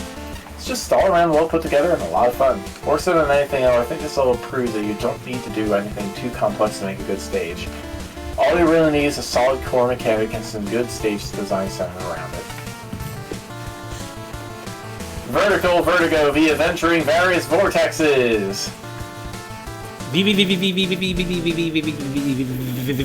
is quite a creative stage. While flipping gravity isn't necessarily an uncommon gimmick, here the enemies and stage elements also change depending on which orientation you're on. It's a very neat spin to it. With how the blue walking enemies get affected by the gravity you choose and how the red crab-like fire turrets only activate on certain orientation, it creates a nifty dynamic between the maneuvering and combat gameplay. I like the ding indicator of when the array of obstacles are about to approach. Nice extra details going on, making this a very Luna. polished stage. Hi, puppy. What do you got to say, also Luna? pretty unique. The futuristic. Okay, hi, Luna. Quit bonking the soundboard. You're so funny, puppy. You're such a funny puppy. There she goes. She gorped on the way out. The futuristic mech theming is something you don't see often in a classic Mega Man level. I dig the music too, fit into its somewhat factory-like aesthetics. The only real downside with the stage is its length is a little on the short side. I'm certain that more could have been done out of the elements of the stage. They have quite the potential. The boss starts out simple and gradually introduces more complex attack patterns where the player would need to utilize their gravity changes as the fight goes on. Simple but very elegant way to implement the stage gimmick into the fight itself. It can be a little bit of a drag with 4 health bars to eat through, but stanchion iframes are nerfed to compensate, which is appreciated. It also helps make up for the overall short length of the actual stage itself. This is awesome. This is awesome! This is awesome! Okay. As a standalone level, this checks all the boxes for me.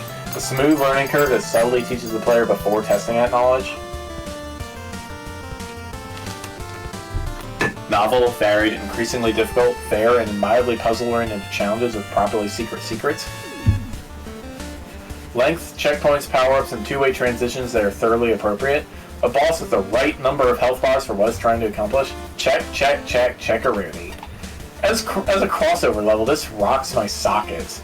Metal Storm was the first game to satisfy the gravity-flipping hunger I had after playing Mega Man 5. And you've taken elements from the SNES cult classic and integrated them back into Mega Man, paying tribute to the former without eclipsing the latter. For me, the balance is absolutely perfect. Not only do the graphics capture a messy, futuristic vibe of the source material, which I can forgive for being a little hard on the eyes, but because that's accurate. But they elegantly incorporate the Mega Man aesthetics. The enemy designs are outstanding in this regard. Similar, the music sounds just like Metal Storm, but cleaned up to feel more at home in the Mega Man game. For once, I am completely on board with the weapon lockouts. To ensure the main gimmick is always relevant, and I appreciate that you're shown up front what you can and cannot use. The only faults I can find are technical ones. Boss projectiles should ideally disappear when the boss dies.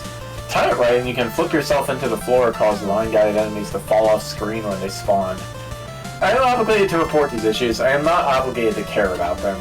Seriously, thank you for making this level. Leaders from the Earth Nation will now bestow upon you a reward greater than any medal and more valuable than all the gold known to man. You have earned 11th place in Magna 3. Now I have an anime like mecha style thing. I can't remember if it's from Disgaea or what it's from, but like the gong gong gong gong gong at you or whatever it's from. I don't remember. It's from a game. I don't remember where it's from. Metal Storm, yes. Understood that reference. Insert image of Captain America here. It maybe relies on a little bit too hard on the reference rather than having its own identity, but it's a perfectly serviceable level. Therein lies the issue, it's just perfectly serviceable rather than outstanding. The gimmick isn't quite pushed far enough for my taste and the level seems over too soon. A major problem with this level is the spikes. They shouldn't blend in with the rest of the background. I died to these rather too many times because they are very hard to notice. which in a stage with such an attention-requiring gimmick is really a big issue. There isn't much else to complain about other than I wish it had done more with the idea. I think the enemy that's only active and firing when in the same orientation as it lends itself to some of the more pleasurable segments. The boss has issues. It's a bit long-winded and entirely too simplistic for how much health it has. It's a fine fight, but it really needed to take more damage from the buster or weakness, or just had less health or earlier phase changes. As you see all of its tricks within seconds of each phase. I'm torn on the final phase. I like the hectic nature of it, but the fact that it's immune to damage during transitions is pretty irritating. You can eventually get the timing down, but it does cause the final phase to arbitrarily take longer than the rest. If the health management had been more streamlined in the earlier phases, this could have ended up a real top-tier boss. Shame. Tokens were sneaky, but not unreasonably so. Hi, N308! It's Boss time! By Yoshi Adam and Ace Spark. Here we go! Yoshi! It's Glass Joe! Glass Joe! Hey! Dr. Wily on the bike instead of Glass... what? There's Lil Mac. Who are we going to fight, then? Bonjour! Bonjour! Je m'appelle Punch Donkey! What? I don't speak French.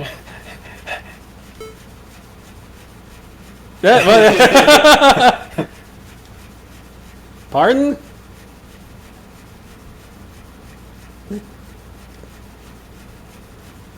And back to French. I could use Google Translate.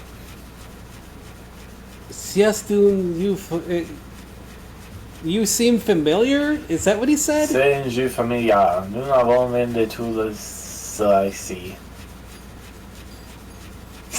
I mean, it's still Anglican, so you can kind of make it out, but comment. C'est tout fin sa son. Je vais être chez la tête. Comment est-ce tu penses que c'est le chochon de je vos tirer la tête, la tête. Vive la France! Je viens de chercher. Je viens de chercher. Mega Man fan game, okay. Punch out.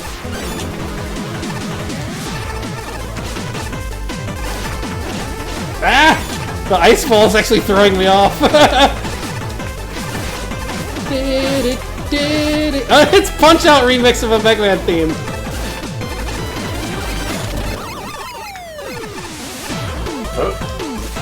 Mario! I don't. Get Mario! Get Mario!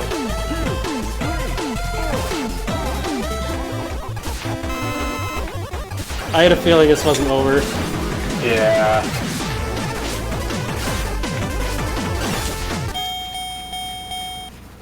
Oop, did I get him? Il s'en fout animal! Item Eddie bounce pad completed. Get your weapons ready. It's a Mega Man 2 reference. Okay. I know he's making a... Oh! It's a he's wearing the Asterix helmet. He said animal, so it's based on the... Because both Susie and Bastard caught an animal. Uh-oh. Whoa. I think that's cheating. It's an actual...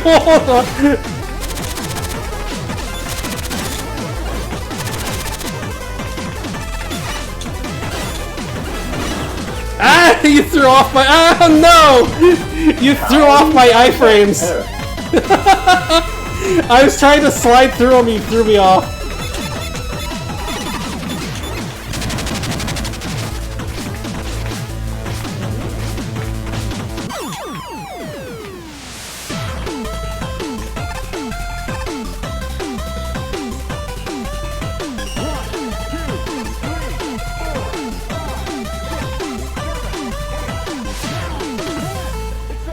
Knockout!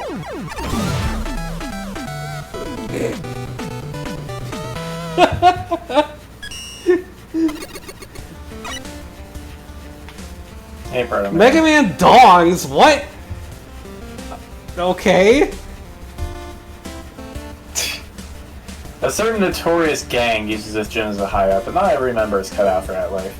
One's looking to earn some money for a new life and has a special car to sell. And say what you each have will be better served in the other's hands. Okay. I already did that. Okay, so something... I'm not Googling that. Yeah, just... Hold on. There's something we need to do. I need to restart here in single player and then invite you back in. So we can get something funny here. Okay.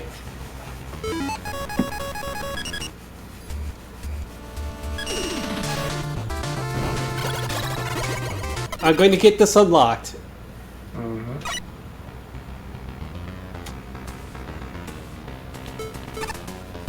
Key.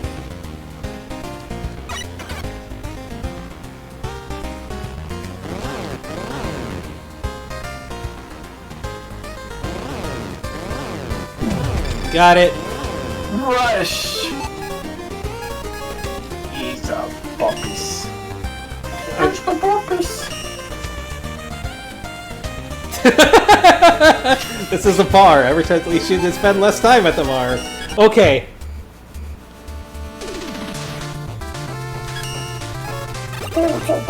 Okay. Now we need to go buy Rush.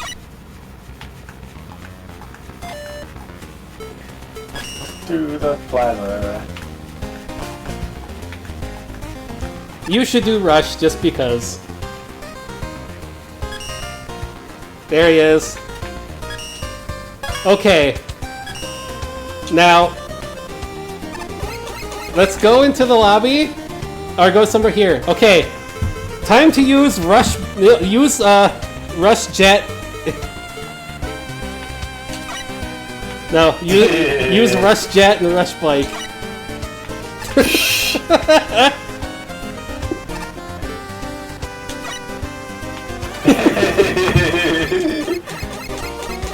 That's pretty silly. Yeah. It is very Rush is a silly. good boy. I might use Rush to Speed! make a four-legged avatar or something, I don't know. I don't know of what yet, but hey. Maybe Amaterasu or something.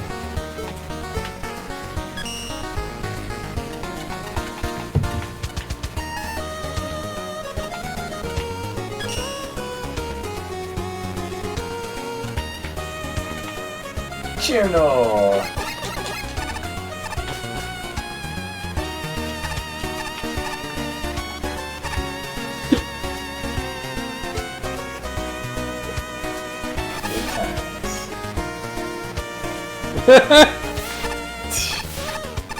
Okay. Next time on Magmal 3, the final tier. Yep. We'll save that off for next time. Top 10, baby! We're in the top 10, and then we're going to hit, like, at least Magmal 2 and 4, and, I haven't played through all of 48 and 24 yet, but Zero had one of the craziest, most batshit insane endings of any game I played, so I can't wait to see what's going to happen in this. Like, make a good... Magmal 0 had, like, a really insane and good finale. And you gotta remember, I think, what was it? How many levels are in, I mean, outside of the dev levels that show up in every tier? There was something like 30-some story levels that were... Oh. And there were finale levels, too, to be submitted. A whole bunch of them. So we still have a lot more levels to go, except these are submitted by people who have really high scores and have won previous contests. Man. And the devs. And... I don't know if it's true, but somebody said somebody from Capcom too. But I don't know if that's true. Nice. Because that's from somebody random on Discord. So I'm not part of the Discord for Magmal, which I probably should be at this point, considering how many times we find stuff and how much I talk about it. But So we'll be back tomorrow with RP stuff. I don't have my thing organized yet because I have to reorganize a lot. Because a lot of my outlines and story had to include Bob was like a big part of things and story and stuff that was going to happen, so I have to rewrite a lot and figure out how things work out. I mean, I mostly just make an outline and just fill it in as the players do stuff. But still, when you have, it's like writing a computer program. When you have a variable that's included in the whole program, and it's suddenly gone, you have to rewrite the whole thing. Yeah. And it's just like, ugh. But I'll figure it out. And it's not like we have to stick to a certain day anymore, because me and you can do it whenever, so. Yeah. Although all my job applications I put in for me to be available only until like 7 or 8 o'clock on Wednesday, so. Okay. Wednesdays still work, I guess. But for now, let's end with puppies and kittens. Well, there's puppies. Puppies and Look out, Cooters, I'm gonna run over your tail. There's Luna. There's my wolf down there. If I can't get up because his tail is in the way. Here, I will move your tail. There. There's my wolf. There's the older husky. There's my wolf. And there's the younger husky. Hit the wolf butt. Hi. Mr. Hi, Coots. guys. Mr. Coots. Puppies. Puppies. Hey. So yeah, you want to see an actual wolf? There he is, right there. Boop, boop, boop, boop. He's a good boy. Mr. Coots. He's a Disney wolf. He's descended from White Fang. So he's a good boy. Luna loves him a lot. He's a good boy. She loves him very lots. Oh, she wants to like him to make like she wants to have like his puppies, even though she just annoys the hell out of him. So she has no idea how to flirt. She still counts as a puppy because she's only just over a year old. So yeah, she'll get better, right? I hope. Here, get Coots. Get Coots. Get him. All right. So yeah, I guess we'll be back tomorrow, hopefully. Everyone stay well, be well. See y'all next time. Puppy. Bye-bye. Slurp.